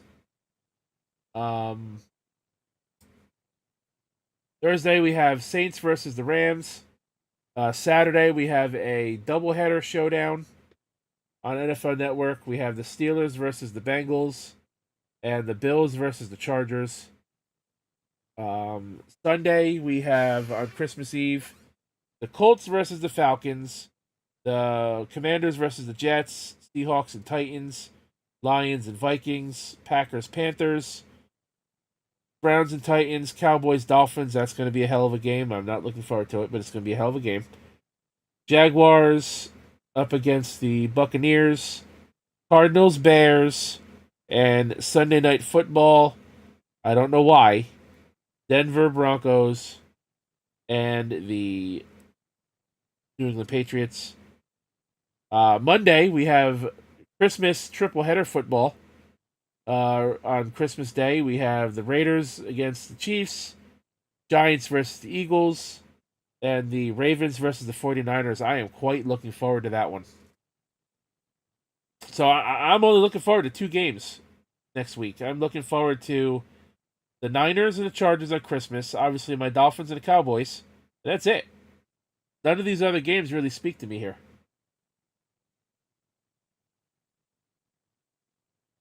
What do you guys think?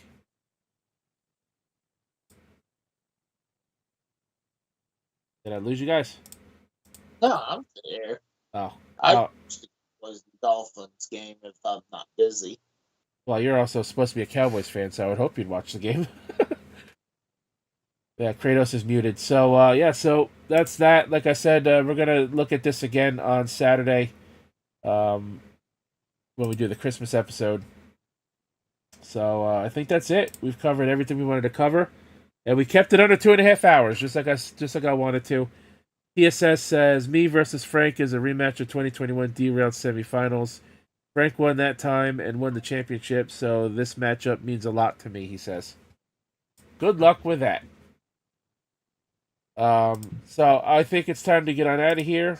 Casey, since Kratos is muted, what do you have going on this week? Well, I just released before we went live. I did episode 8 of Mother 3.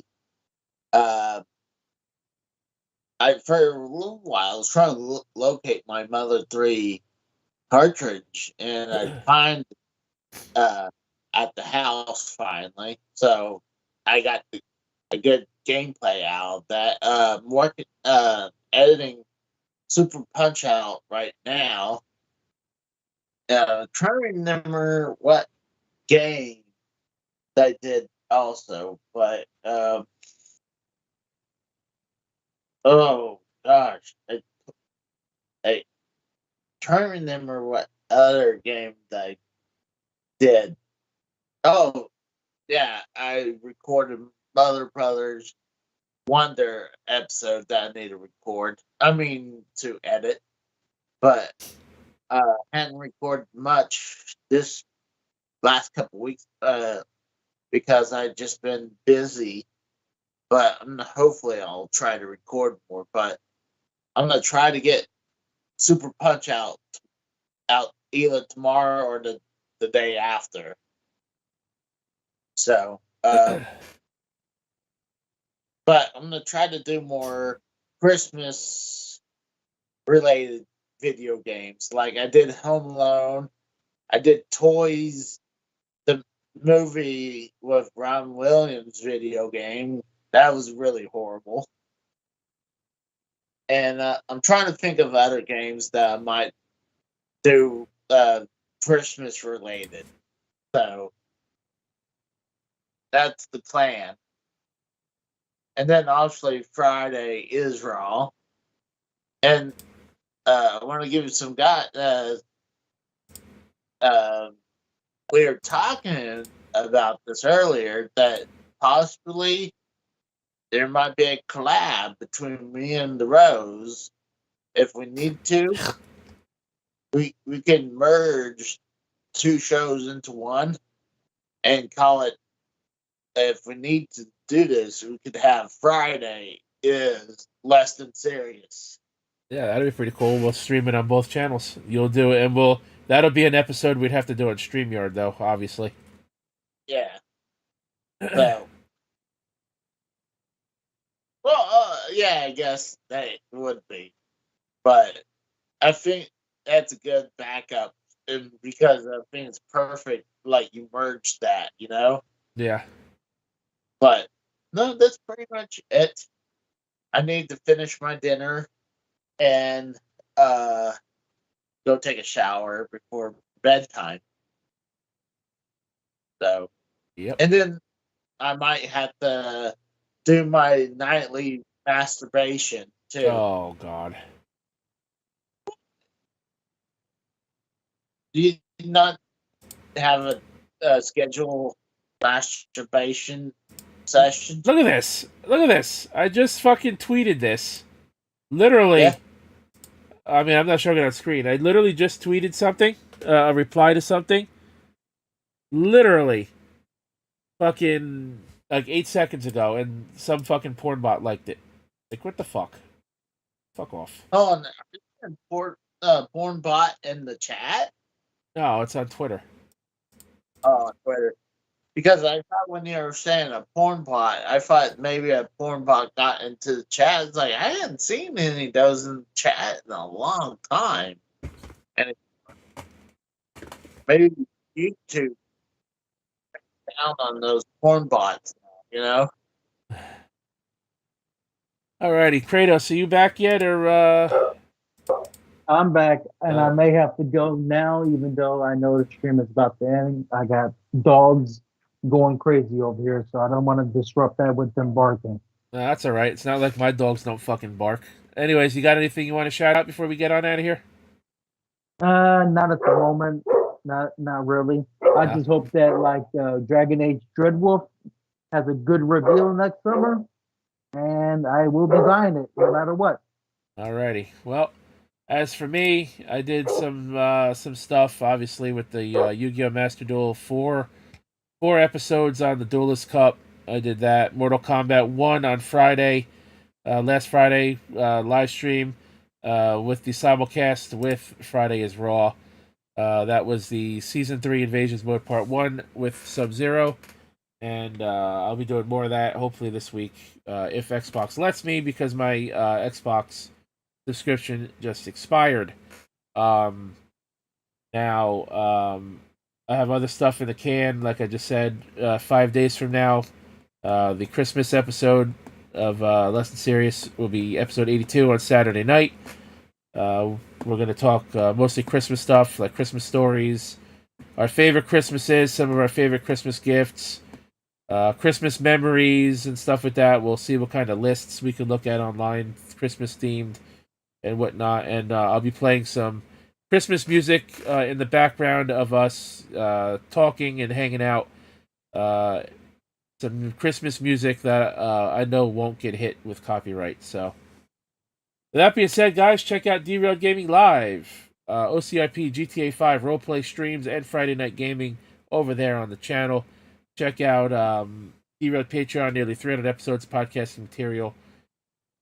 Follow me right here on Twitch. Subscribe to the YouTube channel if you're not already. I greatly appreciate it.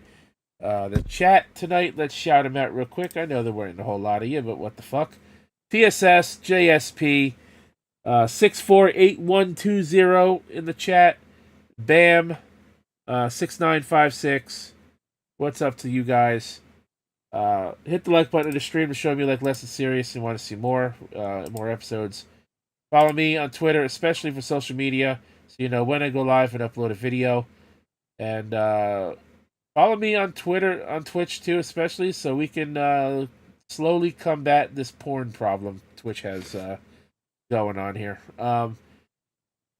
Anyways, with that being said, guys, thanks for watching. Have a good night, everybody. Until Saturday night, if I don't see you with any of my other streams. Have a good night, everybody. For Casey's Raw, MK Kratos, my name is The Rose, and until next time, have a good night, everybody, and we'll catch your ass down the road.